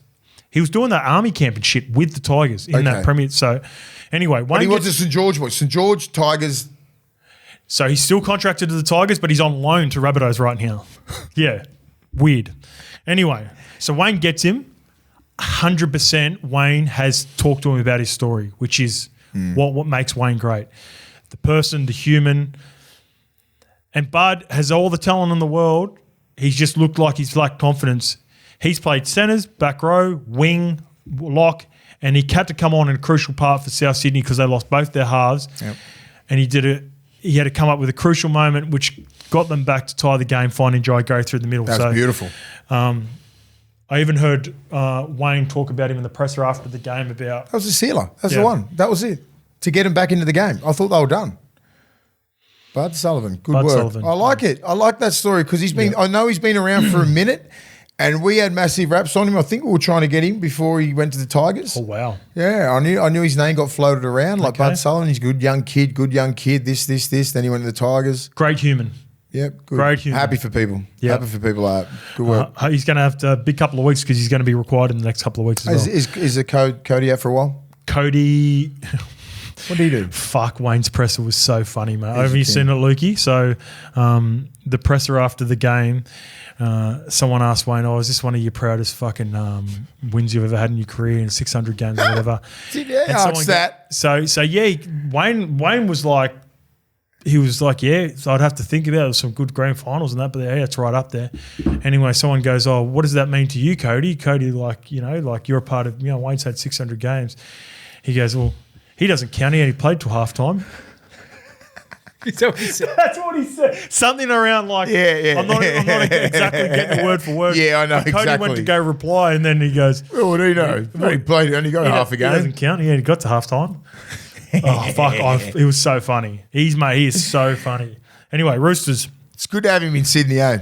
Good. Wayne is fucking, it's a different vibe now. So good. And South's winning. And a big club. South's winning. Do you know what I mean? It was like, I'm in South Coogee Maroubra. Oh, it's been depressing for the last 18 months. No South jersey, which has been good. Yeah, you've had a depressing couple of years. Bulldogs were shit for a while. Yeah. Rabbitohs were shit for a while. Yeah. You live in the area. Bulldogs, you do Bulldogs. They're going all right. Now they're both humming. You're good. You're travelling in 2025. All right. All right, let's get to the Roosters. They're the opposite. The frustrating part for Robbo for me is there's clearly effort across the board.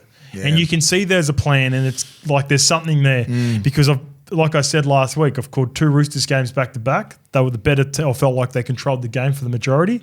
They weren't able to ice the game. Now I think it comes back. Got to be critical on the halves right now, Sandon Smith and Chad Townsend, because there are players around them that are getting them in positions to win. They're just not able to. And Chad, like I said, I keep going back to this. I'm critical on Chad now for what he's been able to do in the last 3 games, but that wasn't his job. That's not why he's brought there. He was brought there to back up Sam Walker and Sandon Smith. He's played 200 games. And then I'm critiquing him now for what he's doing in 3 games, but people are going overboard with it because he was brought there to be the backup. This was the week before Sam Walker did his ACL, remember? Yeah. So people are not forgetting that. He was always brought there to be the New South Wales Cup backup and probably play half a dozen games throughout the season. Now he's been thrust into that role, but you're right, he's a 200 gamer. And him and Sandon Smith, they've been the reason, in my opinion, they haven't been able to get over the line. And that's just been fair. Yeah, I agree. So I just need... it's like you can see Robbo is clearly frustrated, and how do I say it? They don't go through rebuilds. They're just too strong of a club, but there have been seasons like they'll never call it a rebuild. They'll never call it that. Well, a rebuild normally lasts at least 2 or 3 years. Yeah. They've had poor years. So 2012, bring this up all the time. Yeah. We were playing them in what was pretty much a wooden spoon game with about 3 games to go in the 2012 season. Fast forward to 2013, I'm losing to them in the grand final. So that's how quickly they can recover. They did the same around 16, 17, and they got Cooper Cronk, and they can very quickly recover. So they don't allow that. But there are signs and players that are improving in the system. My evaluation on Sandon Smith is the hardest one. He fucking chose some brilliant. There, mate, the try that he scored. Oh, I just can't get a read on him. I need to wait until I see Sam Walker before I decide on him, I think. Yeah. I want to see if Sam Walker gets back in round 10 to the end of the season, then I'll be able to decide whether I think Sandon Smith is either a really good 14 and backup half or he can play halves in the NRL. I think Chad Townsend needs to get – I know you said he's come down to play New South Wales Cup, whatever the fuck, but he's – playing NRL. He's an NRL player. You know what I mean? In his head, he maybe thought, I'll be a backup, blah, blah, blah. But soon as Sam Walker went down, he should just flip straight into, fuck yeah, it's my job. Yep. I should be killing it. Easy. Kick these guys around, kick them out of trouble, got a good forward pack. Yep, there's a good team there. There's a good team there. Yep. All I got to do is what I did in North Queensland for 3 years and just get around the park, kick good and all that kind of stuff, organised, and that's what he's not doing. That's fair. Fuck. Yep. The kick out on the full was just big things as well. Like you just don't expect that from Chad Townsend because he's a really good game fucking manager. Well, because he's limited in other ways, you have to be perfect at that stuff. Yeah, you cannot kick out on the full. I'm not expecting because he's not talented. I'm not expecting him to dig into the line. This short side's beating people on the outside. I'm expecting you to kick the Roosters nearly to victory in field position. Agreed. Because he's fucking great at that. Yep, agreed. Siwa Wong, he's been excellent. Fucking love him. Nafahu White has probably been their best middle. Siwa Wong, for me, is probably not far behind in the forward pack. If anything, that was one of the better games I've ever seen from. I think Robbo said it after the game as well. Yeah. Him and Robert Toya. See the fucking size of Robert Toya's legs? Seen how built he is? He's stacked. He's an animal. No wonder you can't tackle him. He's an animal. He's good. Against Latrell. Was he against Latrell? Yeah, he's on Troll's edge, yeah. Troll got him a couple of times, just showed a bit of dominance. But like Troll's a different level. But most of the time, he was handled, Troll. Yeah. I've seen Troll manhandle Dane Gagai. You know, like... No, so, and Robert Toya was like...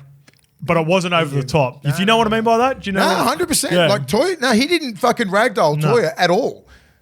No. He stood his ground. He's a 19-year-old kid. Big future. Have we got, what's the time? What time do we have to be out of here? Yeah, got 30 minutes. 30 minutes. All right, let's get going. Eels 23, defeat the Dragons 22. Super Saturday. I know, because the ref stuff took up a lot. Fuck it. We probably spent... fly through these other We did talk about the other teams throughout the podcast as well. Yeah. So Eels versus Dragons 23, defeat the Dragons 22. 5 from 5 with the boot. And the only one... he looked like missing was the field goal, but it was winner. You could tell Zach wanted it. He was clearly emotional after the game. And I don't know if you've seen the post-match interview that he had with Lara Pitt. The irony was, for Zach Lomax, he played right wing. And the reason I bring it up is because I was watching him have a real effect on the defensive line of the Dragons because you cannot isolate him. Now, has he come down and has he sent us clips of him performing well in the centres? Yes, he has. When you play centres, right centre, the 5'8" can check you, the centre can check you, and the winger can check you. When you play on the wing and you chase those kicks, the winger's receiving the ball to Upolotu, so he can't check you. It's only the centre, because if the 5'8" tries to escort you, it's going to be a penalty. He has to play right wing moving forward. Yeah, I agree. He has to. He's so strong, man. It's his best asset. The kick chase is fucking what separates him. He's an elite winger. Will Penasini looks so much more comfortable on the right side compared to the left as well. He was really struggling with his contact. Just wear number 3 or 4 and play wing. I don't know. Just if he might like the number. Could be a number guy. He's been playing 3. He's been number 3 or 4 his whole career. I know what these centers are like, little divas. Just put him. Just fucking put him. Give him number 3 or 4. He's a big diva. He's 6'3". He's a diva, mate. Mark Gasnier and all these guys are all fucking big divas, mate. Fucking. It's a cool number, the centers. It's a cool number. Yeah. 3 or 4 looks way better than 2 or 5. Trust me. These centers know it. Hey, we mentioned it before. Let's do it quickly. Shout out to Dillbags. Rough month. Went after it. The part that I loved, he had an error early on when he tried to run early on in the game, and I was like, there we go. I honestly thought that. Yeah. I was watching it. It was calling it, and it's going, fuck, we've lost Dill for the rest of the game, and that was only 15 minutes in. But he didn't. He had like fucking 17, 18 carries, 190 metres. I just like the fact he went after it. He just had it. He had the ball in his hands fucking more than 0 times in the second half. Agreed. You know what I mean? Like he just had a crack, and that's all Parramatta fans want to see. That's all any fan wants to see when he's been, he just hasn't, he probably didn't deal with it the right way in the last couple of weeks. There's a lot going on with that young kid. And you forget that he's 25. Now he's sort of probably put that to bed.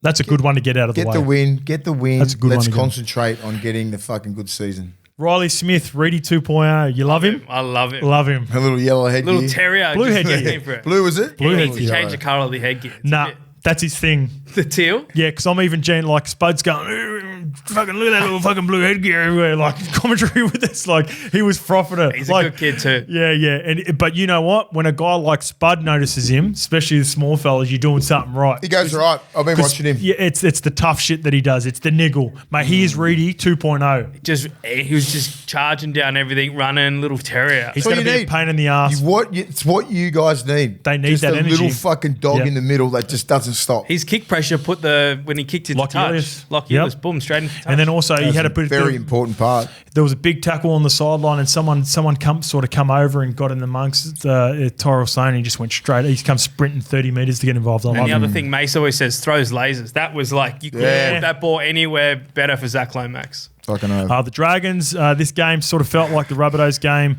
The better team. They just don't know how to win games at the moment. And for Gutho, and we talked about him last week, Gutho's also a player that sometimes I think for the casual fan, you've got to go watch him play live. You know how they always talk about, appreciating midfielders and soccer players and that through when you go and watch them at games. Yep. Gutho was that sort of player. Go and watch him. He's just non-stop. He works his ass off. He tried to do everything he could at CommBank Stadium, the return of the king. Lockie Ilias, we're running out a little bit of time. 13 out of 15 times he kicked. So He had out of the 16 kicks, he had 13 of them. He'd love to have that one back to the death. Pressure from your little man, Riley Smith. That's what happens. Dolphins 36 defeat the Titans 10. The Dolphins. Pick this one. Hey? Pick the Dolphins. Did ya? Yeah. Oh, nice. Remember I said some of these clubs are just like this, the desperation. Fucking Eels got it and the Dolphins. And I was just like, all right, I was just that close. That would have been a nice double if you got the Eels. Yeah, Dolphins. I was fucking that close only because Lukey was sitting there. I just went, nah. Dragons. His stat line doesn't blow you away with like try assists and all that sort of stuff, but fuck Katoa. You can see why everyone loves him. Yeah. He has a really good temperament. He has really good IQ. He's going to be I'm not speaking out of school and saying this because I've heard Joey and that talk about him. He's an Origin player. He's going to play for Origin when Jerome, Mitch, and Nath are done, or if one of them's injured. I think he might be next up for New South Wales. Yep. I really do. 100% could not agree. It's his tempo. Yeah. It is his tempo, and he's not playing in the stronger side. No. You put him in... that pass to Hammer, where Hammer finds Asako at the end. They look fucking sharp sometimes at Dolphins. You know why? The Hammer started playing and going full tilt. Like it looked like he was at a 6 out of 10 for most of the first couple of rounds. I reckon he was injured. Something was up, or he's just like not motivated. But now, when he was hitting those holes, setting up tries, he was doing everything. Well. Good, yeah. It just looked like he was a little bit underdone. Dry track Hammer, is a different beast compared to like his best attributes is speed, right? Yeah. Open play, spreading the ball, Averillo through the middle. Once you see him in open space, it's like he's gone. They look sharp. Everybody looks sharp. Their forwards look sharp. Everybody. Shout out to Daniel Saifidi. He was struggling to find his role at Newcastle in the last couple of years. He was surpassed from his brother. He was surpassed from Leo Thompson. He's now become the guy at the Dolphins, and he's been their best forward to start the season as well. He was outstanding at the start. If he had kept playing, I was looking at him going, he could get the OG Bull, the OG Red Bull fucking player of the fucking week. He killed it. Dolphins, let's see if they can kick on. I hope they can kick on because they're sort of a team that, they're new to the competition. They don't have a huge fan base, but I always want to see them play well. They're tough. They're always tough. Those games, I reckon they should be like 3 out of 5 they should have won. Yeah. They should be sitting like that. They easily lost those 3 games. Yeah, agreed. They should at least have 2 minimum. Minimum. All right, the Titans. This is the exact game the Titans can't get in. No team wants to chase points down 13 plus by no means, right? But with the halves combination that this currently got, they can't chase points and grind their way to a victory, are they? Yeah. That's what happens when we talked about them in that trial and everything was front foot. Field position was beautiful. Brimo, a couple of tries. Campbell, like everyone looked really sharp. Flip it over the other side, exactly what happened now. Even the Roosters game. Pumped. They were behind in the Roosters game, but it was only a try. Like they're not the sort of team that can come back from a 13-plus point deficit because they get too erratic with their halves. And that's going to take time. Yeah. Desi's going to stick with them. It'll be interesting to see. I think Foz will be back in a couple of weeks. We'll chat to him this week when he does get back because I think they're going to stick with Brimo and Jaden Campbell for the long term and keep Jaden and De Groot back there with Fozzie to maybe help play through. De Groot looks sharp. He's okay. De Groot's all right. Yeah, De Groot's all right. Glimpses, but I don't know what to do with the Titans. What about Dave? Fafita? Dave Fafita, right? So he started. Situation didn't help. Tino went off. They did a whole lot of defence. He had 5 runs for 49 metres. Not good enough. He's $1 million player, mate. He needs to be better. The talent, and like the way that he usually plays. In how long did he do that? I think 80 minutes. That was his stat line. I think he played the whole game. Yeah, because he started. Come on, Dave. Yeah. He's the most destructive ball runner in the game. Did he get subbed in the end for Clive Churchill? Doesn't matter. If he played 10 minutes, that's disappointing. They did a whole heap of defence and he was gassed, but that's probably why he likes coming off the bench. I think he might be a 60-minute bench player, to be honest. Fucking that's great. Yeah. He paid 65. Okay, 65. But that's, Dave Fafita, if you're going to do that, Des will not be happy. I'm expecting 65. I'm expecting 15 hit-ups. Yep. 15 hit-ups, 15 to 20 touches. 5 maybe early passes, 15 proper hit-ups. Off the 9 or 7, about $160, $170. That's what you expect from him. That's how destructive Dave Fafita is. You can't have these games, mate. Broncos, you're too fucking good to have this. I'm not bagging him or anything, but you are fucking way too good to give that team 5 runs and 49 metres. You're the big part of that team winning. Agreed. Big name re-signing, all that. Come on, man. Sort of drama that happened last year. You got to step up. Agreed. He ain't scared of anyone. It's not like you're going against the Dolphins and you're just like, I'm it's fatigue. It is, but you know, that's where you've got to get fucking strong. Mentally. Broncos 46 defeat the Tigers 24. Yeah. Broncos are the only team in the competition right now for me that can win by 20 plus, and I look at them and I went, they should have won by more. And the weird thing is, right, this is the weird thing. They were lucky to be leading at halftime. Yeah. Tigers scored 3 tries to 2. They were winning. They were up 3 tries to 1, and they were only winning 12-6, and I reckon that crippled them. They missed all 3 quick kicks. Then Xavier Wilson just goes from dummy half. That was and then crazy. Reynolds kicks that field goal, and they're losing somehow. He cooked the 40-20, didn't he, as well, Reynolds? He had a real Benny Hunt in the second half. 40-20, and then Reynolds went through. Chip and chase. Yeah, that's fucking great. That was great. Silky. I love that. I didn't know who would kick the 40-20. I thought Reynolds kicked the 40-20, then the chip and chase. See, Fox League had the slow-mo of it. That looks sick. Yeah, I saw it. Behind the post. It's one of the coolest things you'll see. Yeah, it looks mad. Sick. Looks mad. Braith posted it. Yes. The great So, out of the teams that are up the top, the Broncos, the Storm, and the Dogs, I think the one part that I take away from the 3 teams is I don't think the Bulldogs or the Storm will lose a big game. I think the Broncos can lose a big game. Yeah, well, do you know what I mean by that? Like Lukey, where it's like it's going to be competitive, and I reckon Broncos can throw it away, whereas I don't think the Bulldogs or Storm will throw away a game. Like a grand final. Like a big game, like a prelim, like a grand final, like a 2023 grand final. Like a big clash at the end of the year to secure top 1 or 2 spots. You know what I mean by that? Yeah, I get it. Yeah. They've got that. Exactly. I was happy to see the big Willison. What about that second try? Second one, great move. Beautiful shot. Well executed. I was like, whoa. People forget how long that human is. It's great person to come on. Payne Haas is just like put dents in you everywhere. And they looked after Payne Haas. They did well.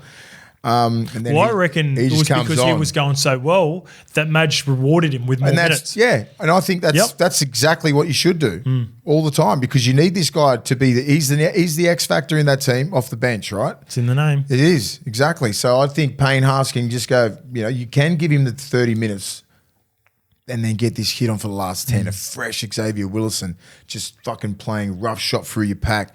Just zero respect for anyone. He doesn't care. He's big, strong, fast, mobile. He needs better minutes.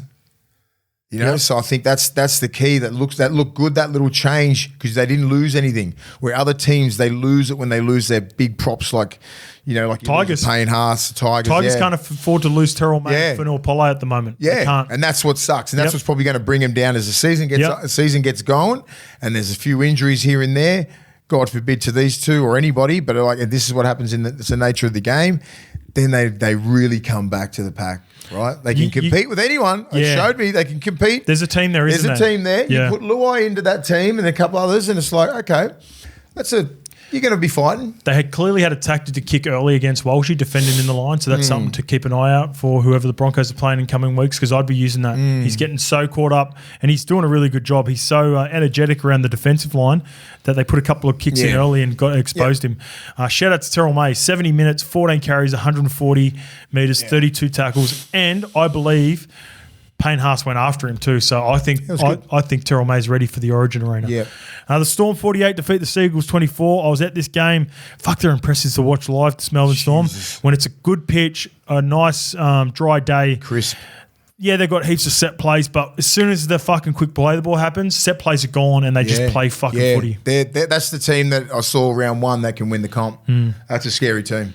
Manly's a good team. I know they didn't have Turbo or anything like that, but they had everyone else. Yep. They had everyone else. Olakawatu looked like a beast, but like Storm, get back to the Storm, they just fucking... No Paseka for Manly too, though. Yeah, the middle was always going to get exposed. Yep. We said that last week because the Storm were relentless like that. Harry Grant was awesome. Nice set play for the garlic try. Did you see that? So they did a reversey.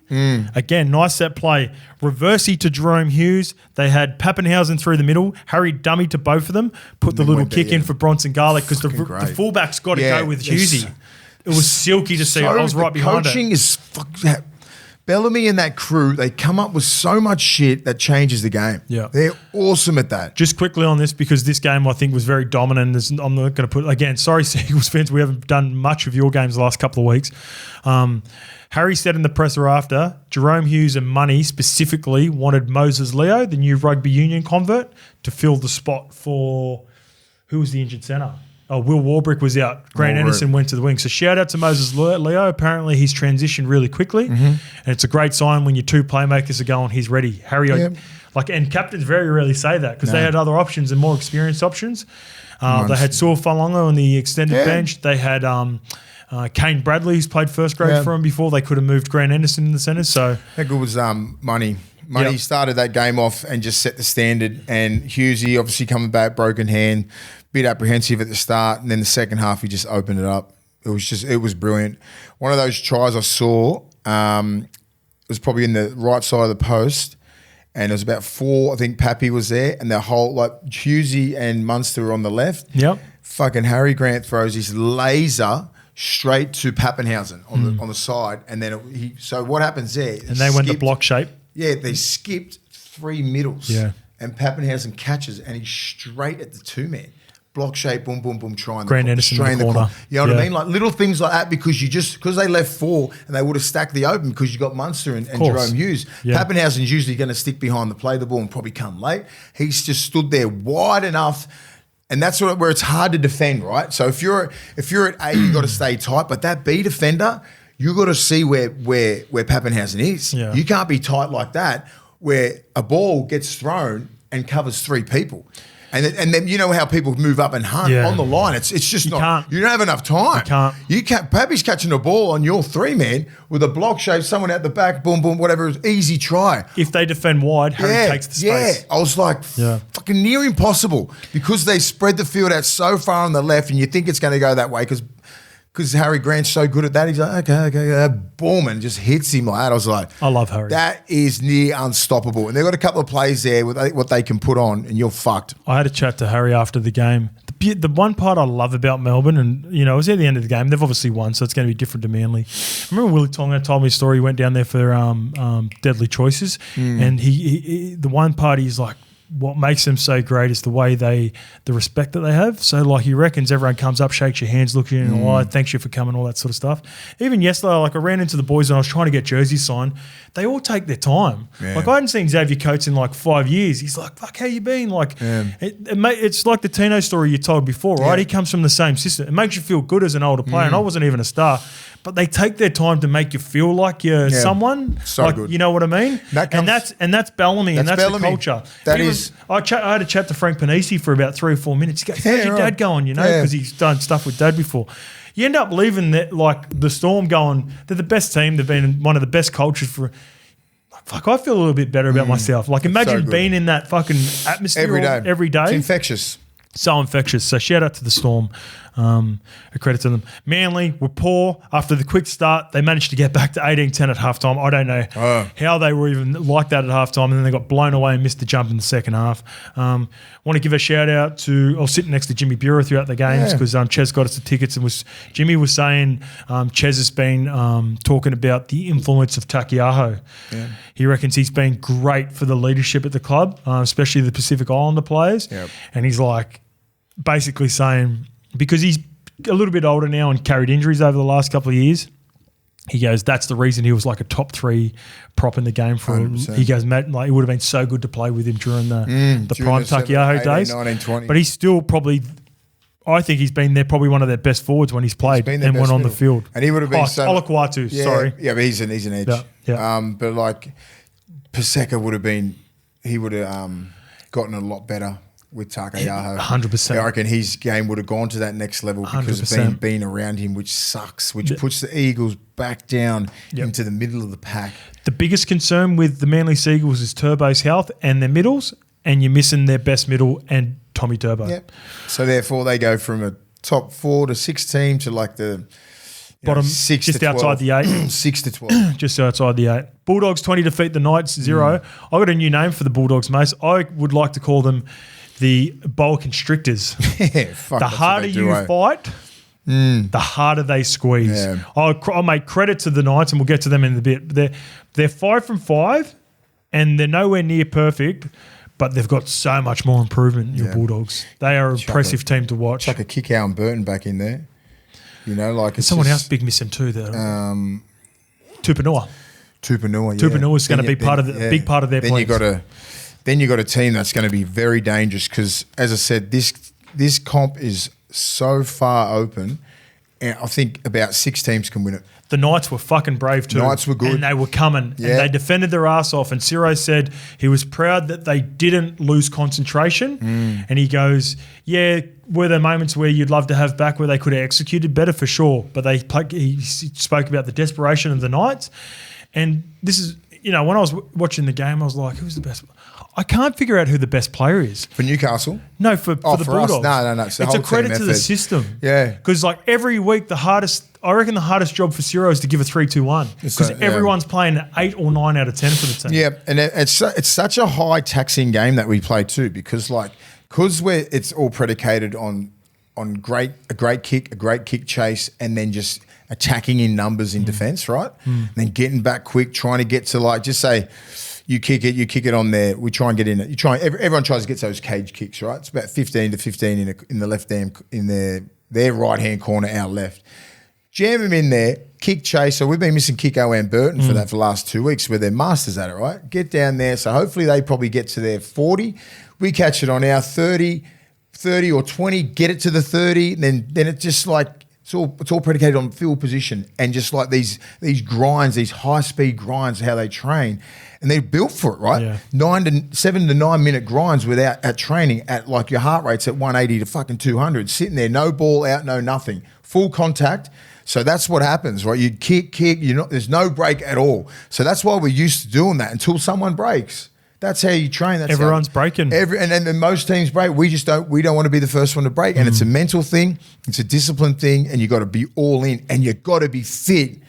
Travis Tumar has got these fuckers fit, so fit that we can go at a high level without massive fatigue. Like where 2 years ago, we couldn't maintain it without a mistake, without something like that. So now these guys, the Max Kings and the Prestons and Kickouts and all the outside backs are so fit, rarely get fucking tired. No. Because when you talk about the DNA of the Bulldogs, it's fitness. The culture is whatever they created, the players and that now. But the DNA of the whole club is hard work and fitness. It's been based on that since day dot, the Bulldogs, right?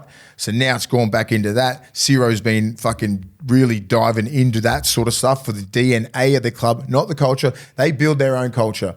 You know what I mean? But it's hard work. It's hard work in that joint, and you need to be a certain player to fit into how we play. You know what? Just again, to everything that you're saying there, you know it better than me. Their mental toughness, mate, because they are fatigued. That's what you got to be. You can see in the background, once it's a stop and play or the job's done, they all fucking hit their fucking elbows and hands on knees and all that. But they never show that when the ball's in play. No. It's not until they get a break. I think there was an opportunity where Kalen comes across in a really good thing and cover and knocks a ball over.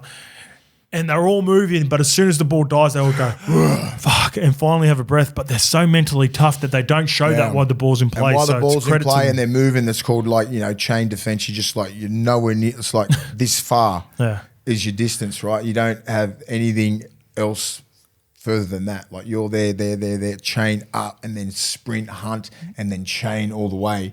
So, and then you fence up, right? You chain, you sprint up, hunt, fence, everything. There's no gaps. So you can't fucking move. Newcastle never looked like breaking them. No, that's what I'm saying. Never looked like breaking them. So if you fucking nail that defensive system, like Penrith have for 4 or 5 years, there's barely any breaks. And there's no line, there's no real creases in the defensive line for good defenses now. Yeah. Because it's so hard to break. And this comes with fitness. Yeah. We've got some players not in the 17 that are better than some players that are in the 17. But Blake Wilson felt hard done by. But why are they not? Because they're not fit enough. Because it's okay, gotcha. Because they're not fit enough. And these are some middles and edge players, you know what I mean, that should be on the bench. That's why these bench guys are fighting so hard, because we've got a good team. And it's you're picking these other players because they can play more minutes, and you need to be able to play 20, 25 minutes minimum in the middle. Yep. And if you can't, What about the exchange between Todd and Preston? Love that. Do you see Preston fucking push him? They look like, if you didn't think they were on different jerseys, you were thinking they're about to have a punch up. Yeah. Preston comes over, he was pumped for him, he pushes Todd, Todd pushes him back. Todd, They're grabbing each other's jerseys. Yeah, I was sitting there going, fuck, how good's this? But that's Presto too. He's a young kid and now he's become that senior player. He's been there for 3 years. He's only 24 years old. They must know each other really well. No, I think he's younger. Not really. They just love Jack Todd. Really? That's a young kid from out the country. I'd assume. No, he was talking about Presto. I'm pretty sure Presto. No way.